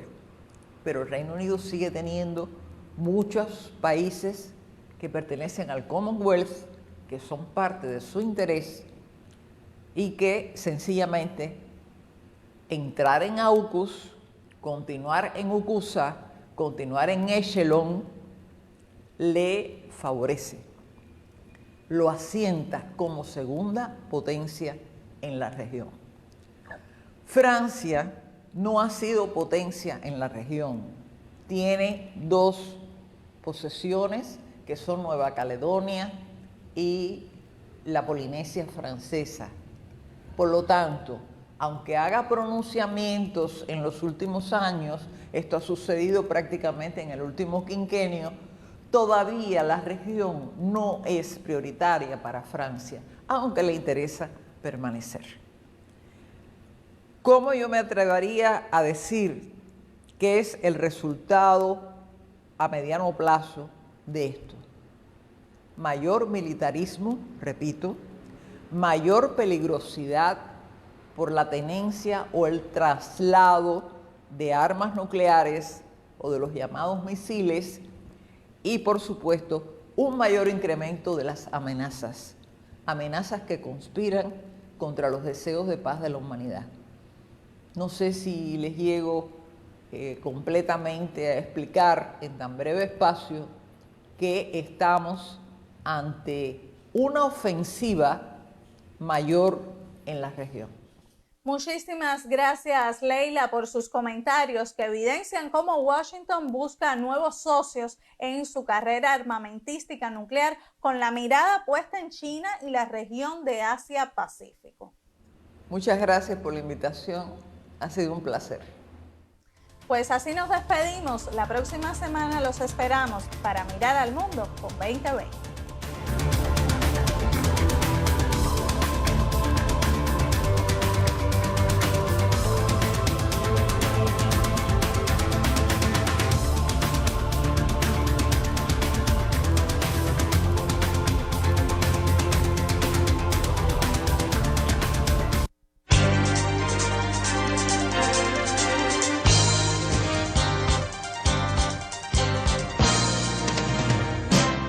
De lunes a domingo a las 13 de la tarde usted puede estar en contacto directo con la información en tiempo real. El acontecer del ámbito nacional e internacional, cultura, deportes, redes sociales y mucho más. En Canal Caribe, el canal cubano de noticias.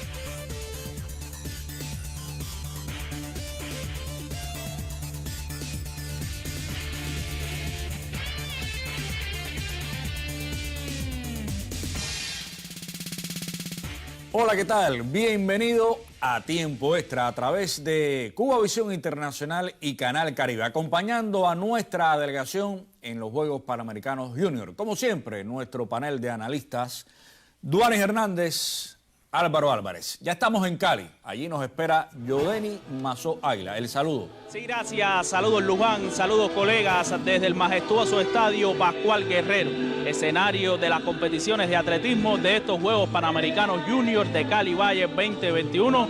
Establecemos esta comunicación, el camarógrafo Joel Ramos, Yodenis Mazó Águila, junto a un equipo de prensa latina para actualizar sobre el desempeño de Cuba en esta 10ª jornada de la cita múltiple de América. Cuba continúa sumando medallas y sobre todo logrando cumplir ese primer propósito inicial de la delegación nacional, que es evaluar la reserva pensando en los próximos ciclos olímpicos, dígase París 2024 y Los Ángeles 2028. Jornada de protagonismo para la delegación nacional este jueves 2 de diciembre, gracias a los exponentes del atletismo y de la lucha que sumaron medallas doradas, así como los exponentes del remo, el béisbol con bronces y el tenis de mesa, que aportó un subtítulo. En el campo y pista, las palmas para Maris Patterson, quien llegó a los 800 metros planos, la última prueba del hectalón, en segunda posición a 300 puntos de la granadina, y supo remontar esta diferencia y sumar la tercera medalla de la jornada para el atletismo de Cuba. En la lucha, 3 cubanas subieron al colchón hoy en el Miguel Calero de la urbe de Cali, y las 3 llegaron a la final con protagonismo para la olímpica Laura Erin en 53 kilos y Yaineli San en 57, quienes ratificaron sobre el colchón el talento que presenta Cuba y el crecimiento sobre todo en la lucha libre para mujeres. Cuba con grandes avances, ya con medallistas mundiales, también con 3 atletas ya en presencia baja los 5 aros, como se demostró ahora recientemente en los Juegos Olímpicos de Tokio 2020. A nivel de colectivo, lo decíamos, el bronce del béisbol, quien se despidió en Barranquilla con este metal, así como las duplas de voleibol masculina, que avanzó a semifinales toda vez que derrotaron en cuartos al binomio de Ecuador, y en busca del pase este viernes se enfrentarán a una pareja de México. También en colectivos, el balonmano saldrá a la cancha en la jornada de viernes para enfrentar a Brasil e intentar acceder a la gran final del balonmano masculino de esta cita continental. Desde aquí, desde el estadio Pascual Guerrero, donde la música acompaña a todos los exponentes del atletismo, se despiden el camarógrafo Joel Ramos, Yodenis Mazo Águila y un equipo de prensa latina quienes han estado brindando toda la cobertura a la actuación de Cuba y de América en estos Juegos Panamericanos Junior. Usted continúe disfrutando de tiempo extra. Hasta un próximo encuentro. Gracias, Yodenis. Y bueno, le propongo comenzar por la lucha. Duanis Hernández. Excelente actuación de la lucha cubana en estos Juegos Panamericanos Junior Calivalle 2021. Ya suman 6 títulos en 9 divisiones en las que se han competido. Fabuloso lo que ha hecho la lucha. Ayer las muchachas en las 3 divisiones consiguieron 2 medallas de oro y 1 medalla de plata. La olímpica Laura Herring cumplió con su cartel. Por cierto, de los 5 atletas olímpicos que tiene la delegación cubana, los 4 que han competido han obtenido el título y estoy convencido que Leyanis Pérez en el triple salto también emulará a sus restantes compatriotas olímpicos. Muy bien Laura Herring, muy bien Yaineli San, quien había terminado en tercer lugar en el Panamericano de Oaxtepec en el clasificatorio y ahora se llevó el título. Y también excelente Graylis Bencorme con esta medalla de plata, aunque se vio superada en la final por superioridad con la atleta ecuatoriana. Pero en sentido general, la lucha femenina comenzó con muy buen pie. Incluso ya superó el pronóstico precompetencia que habían anunciado de 1 medalla de oro, 1 de plata y 2 de bronce. Repito, creo que la lucha va a ser el deporte que más títulos le reporte a Cuba en estos Juegos Panamericanos Junior Calivalle 2021. Vamos a ver qué dice Lilian después de esto que usted está diciendo. Bueno, una lucha fraterna con el atletismo. Ok, bueno, continuamos con la jornada ayer, Álvaro. Tenis de mesa. Ajá. Muy bien, yo creo que hay que destacar este deporte con muchachos muy jóvenes, se han llevado medallas en todas las modalidades hasta el momento en las cuales han competido, falta el día de hoy que iban a disputar el torneo por equipos, tanto masculino como femenino, pero se llevaron medalla de plata en el doble masculino, mientras que medalla de bronce en el equipo mixto, o sea, en el doble mixto, también en el doble femenino, y oro de la figura principal de la selección, que es Daniela Fonseca, que salió con solvencia a ese partido final ante una representante de México que tiene una buena trayectoria en categorías inferiores, o sea que no es una rival desconocida ni de poco nivel. Y estuvo peleadito el partido, tampoco fue un paseo. No fue un paseo, pero fue 4-0. Yo creo que en los pero momentos, los set eran cerrados. En los momentos clave Daniela se supo imponer, sobre todo el cuarto set. Era el que más dificultades presentó para la cubana, que incluso estuvo debajo en el marcador por 2 puntos en algún momento, pero logró reponerse con una excelente eficiencia, sobre todo en el saque y el remate. No tenía defensa para ese remate en muchas ocasiones la mexicana de Daniela Fonseca. Buena actuación del tenis de mesa, reitero, falta el torneo por equipos, tanto masculino como femenino, que puede llegar otra medalla. Bueno, otras disciplinas que también compitieron por nuestro país. Comenzaron ayer en este caso Luján el pentatlón moderno, 8º lugar para Diana Leiva como el mejor resultado para Cuba, 13º lugar para Melissa Garlobo. También comenzó la natación artística en la rutina técnica.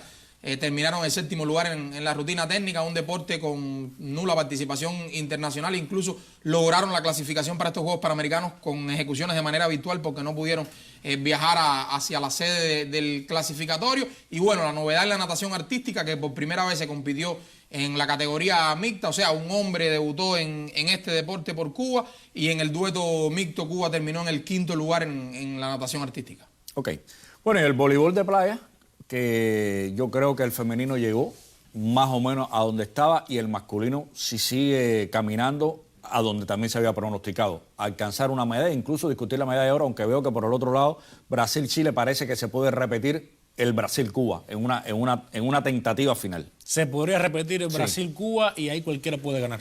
Sí, el primer partido... No, es que los favoritos son los brasileños, aunque los cubanos le hayan ganado. Exacto, el primer partido fue muy disputado y esta es la hora de la verdad, sería la hora de la verdad. Cuba va a enfrentar, venció ayer a Ecuador, a una dupla ecuatoriana, debía enfrentar sobre la 1:30 de la tarde a una dupla mexicana que no son desconocidos.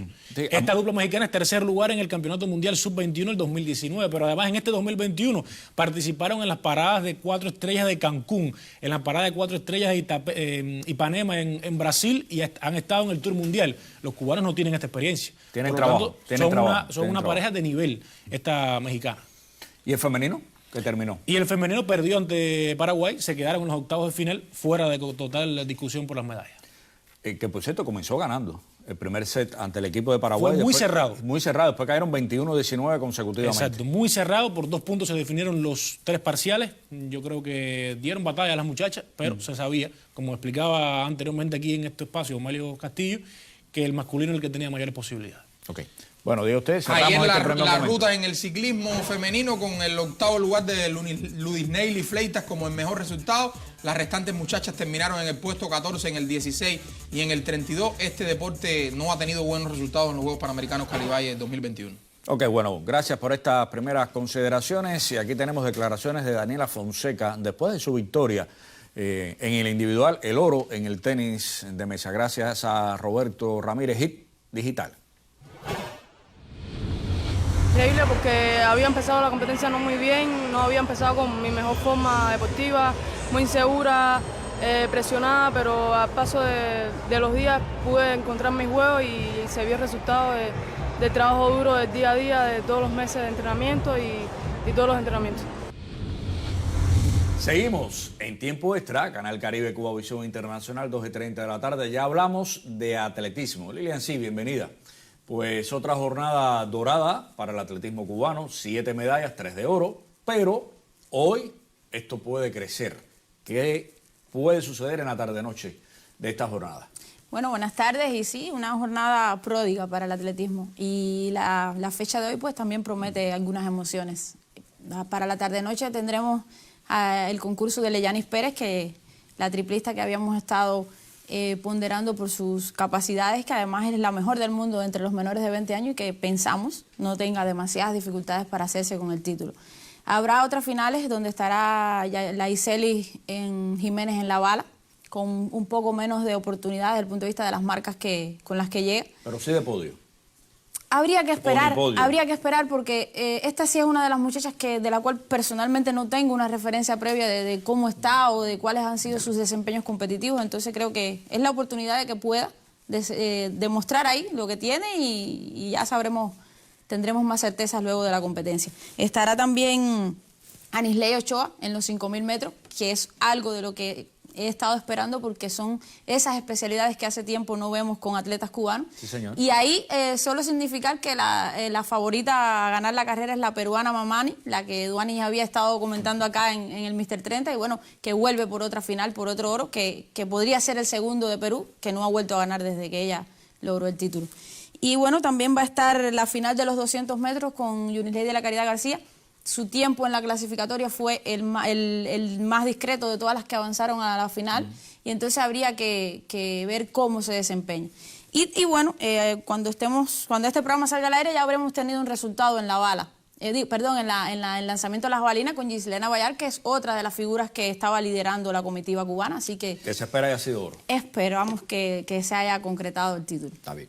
Bueno, de la jornada de ayer, ¿qué es lo más significativo, lo que más te llamó la atención? Más allá de las 3 medallas de oro, ¿no? Sí, no, yo creo que el hecho de haber logrado 7 medallas en total, con 10 representantes que estuvieron involucrados en las finales, es algo muy positivo. O sea, demuestra la competitividad de los muchachos. Ahora, a términos generales, a mí me impresionó, más allá de las marcas, de los desempeños, lo que me impresiona es la capacidad competitiva que están mostrando los muchachos y creo que es un factor a analizar desde el punto de vista psicológico también, que como este escenario, con motivaciones diferentes a lo que ellos habían tenido en su gran mayoría, que había sido competir aquí en casa, ha modificado su desempeño para bien en la mayoría de los casos. Ahí por ponderar la carrera de los 100 vallas que con Gracie Robles, que logró su marca personal, también los muchachos de los 400 metros con vallas estuvieron muy bien, o sea, cumplieron de alguna manera con lo que habíamos hablado, que teníamos la expectativa de si podían repetir un rendimiento favorable y así fue.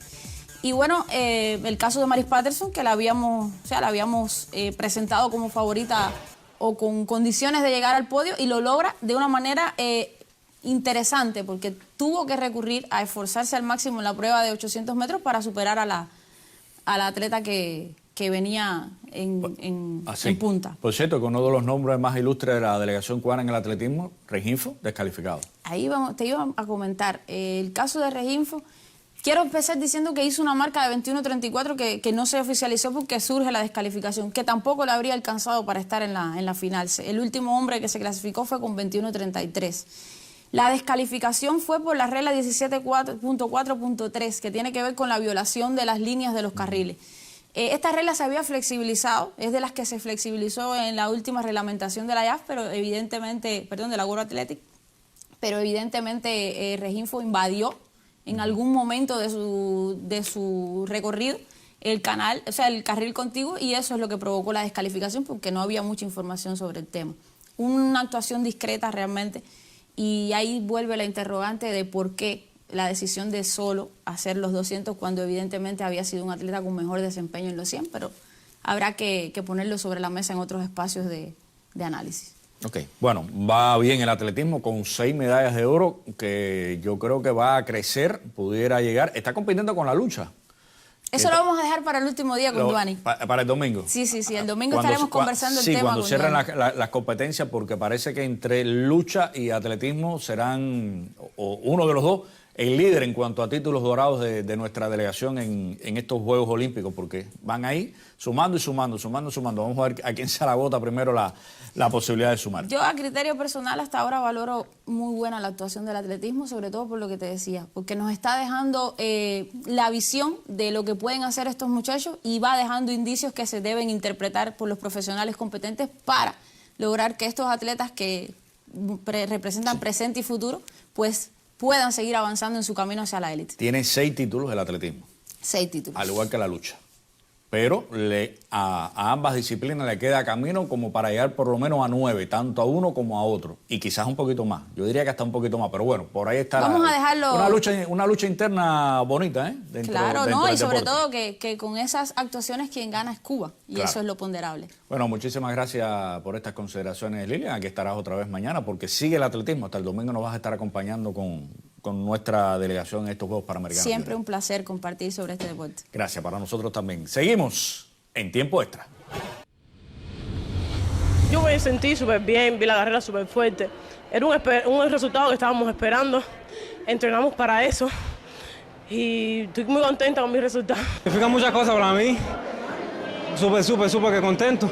Este resultado salió desde el primer día de entrenamiento que empecé a entrenar, que fui entrenando constantemente, dedicándome con esfuerzo, dándolo hasta el final para lograr este resultado. Estoy muy emocionado de clasificado directamente para los Juegos Panamericanos. Ahí demostraré que sí puedo y haré un mejor resultado, a pesar de que tuvimos 2 meses nada más, o 1 mes y pico de entrenamiento. Creo que fue muy bien porque es mi primer heptatlón de hace 2 años que no competía y un heptatlón no se hace en 2 meses. Y bueno, sí, me siento muy bien y por Panamericano verán más resultados de Mari. Me costó un poco de trabajo la clasificación. Ya tuve contacto con mi entrenadora y me exigió, me dijo, no, concéntrate bien en la final, sal a hacer tu carrera.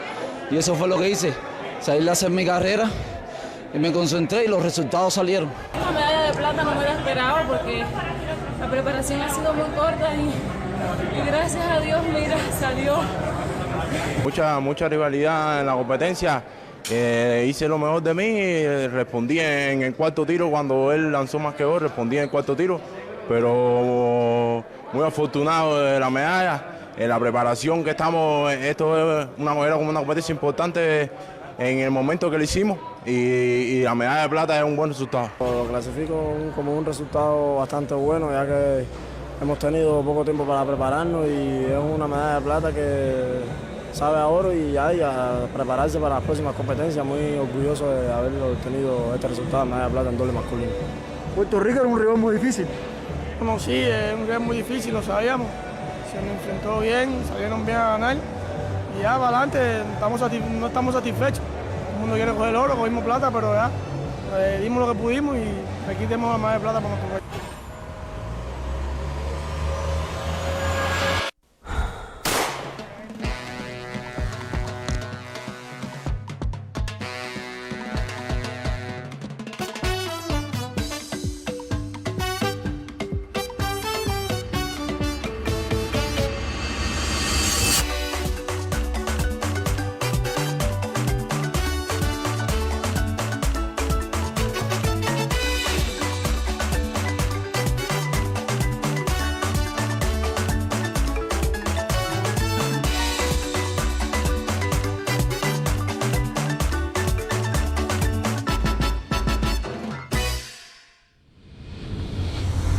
Seguimos en tiempo extra, Canal Caribe Cubavisión Internacional, 2:30 de la tarde hasta el 6 de diciembre. Continúa pues la presencia cubana en la tarde-noche de hoy.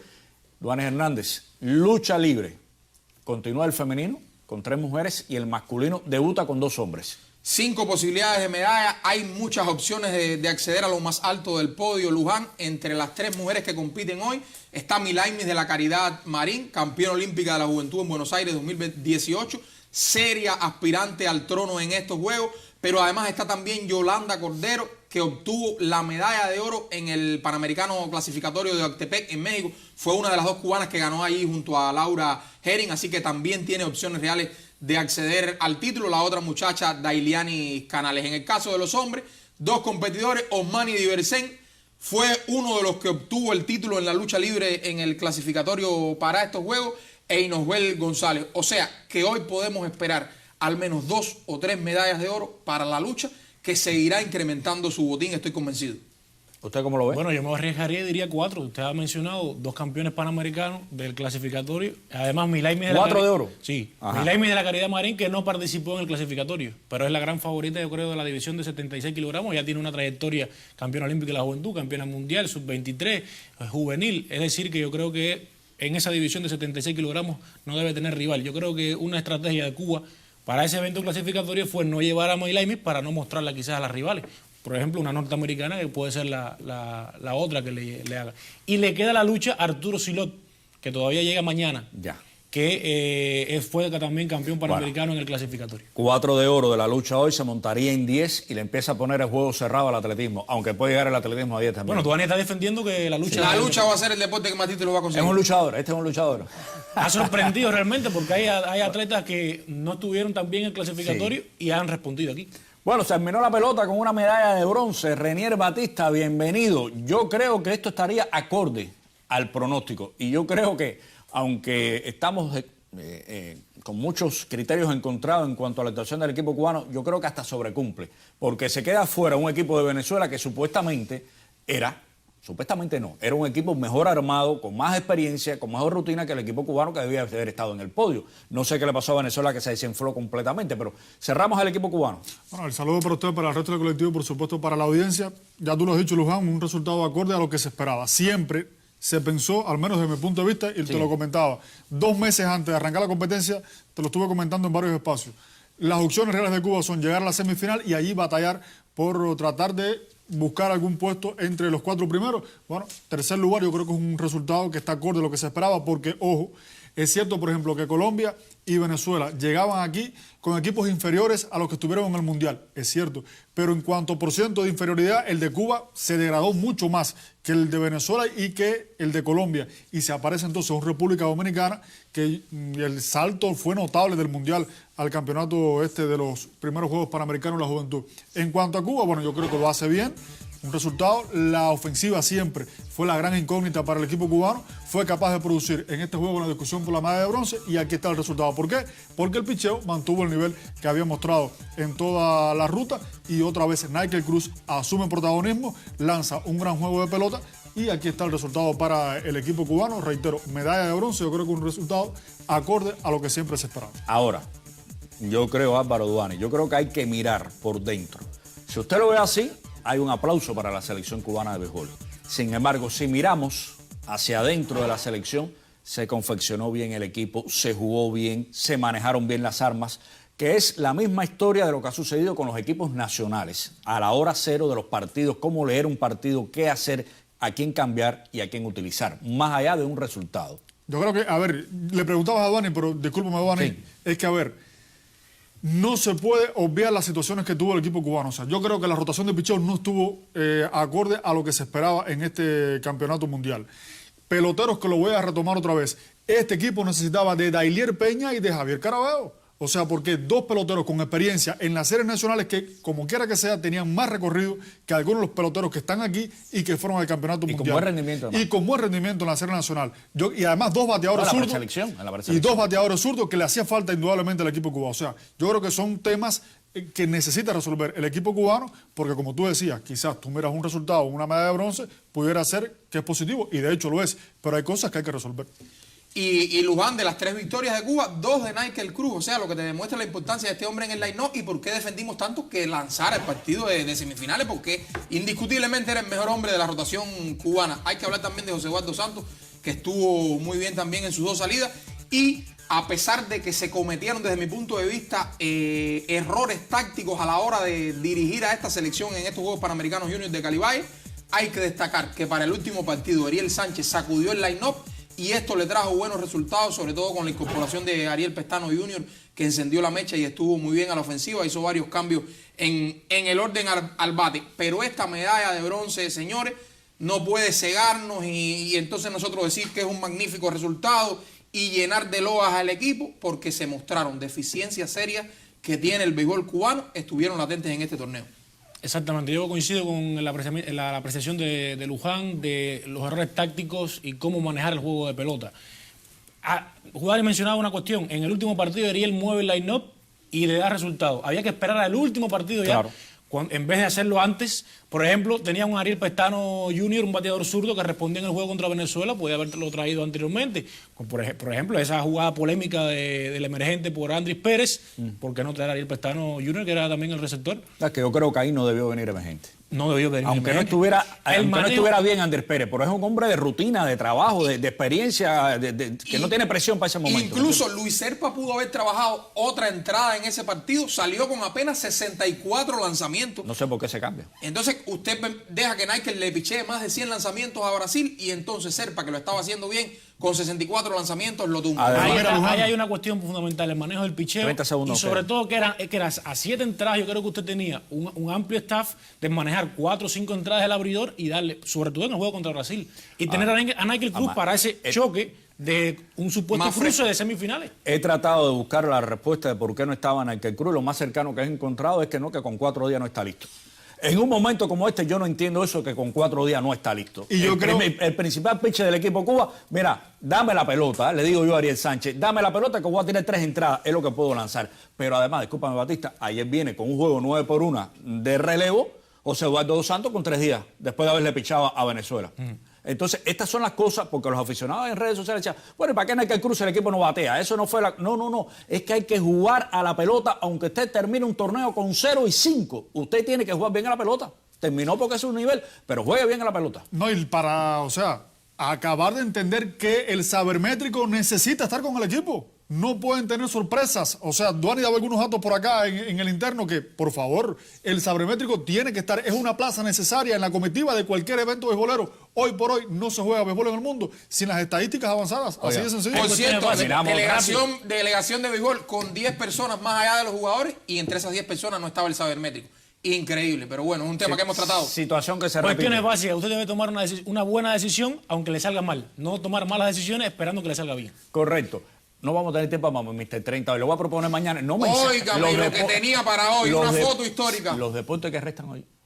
Balonmano, etcétera, la jornada de hoy. Ciérrela. Bueno, balonmano, partido de semifinales trascendental contra Brasil, de difícil pronóstico.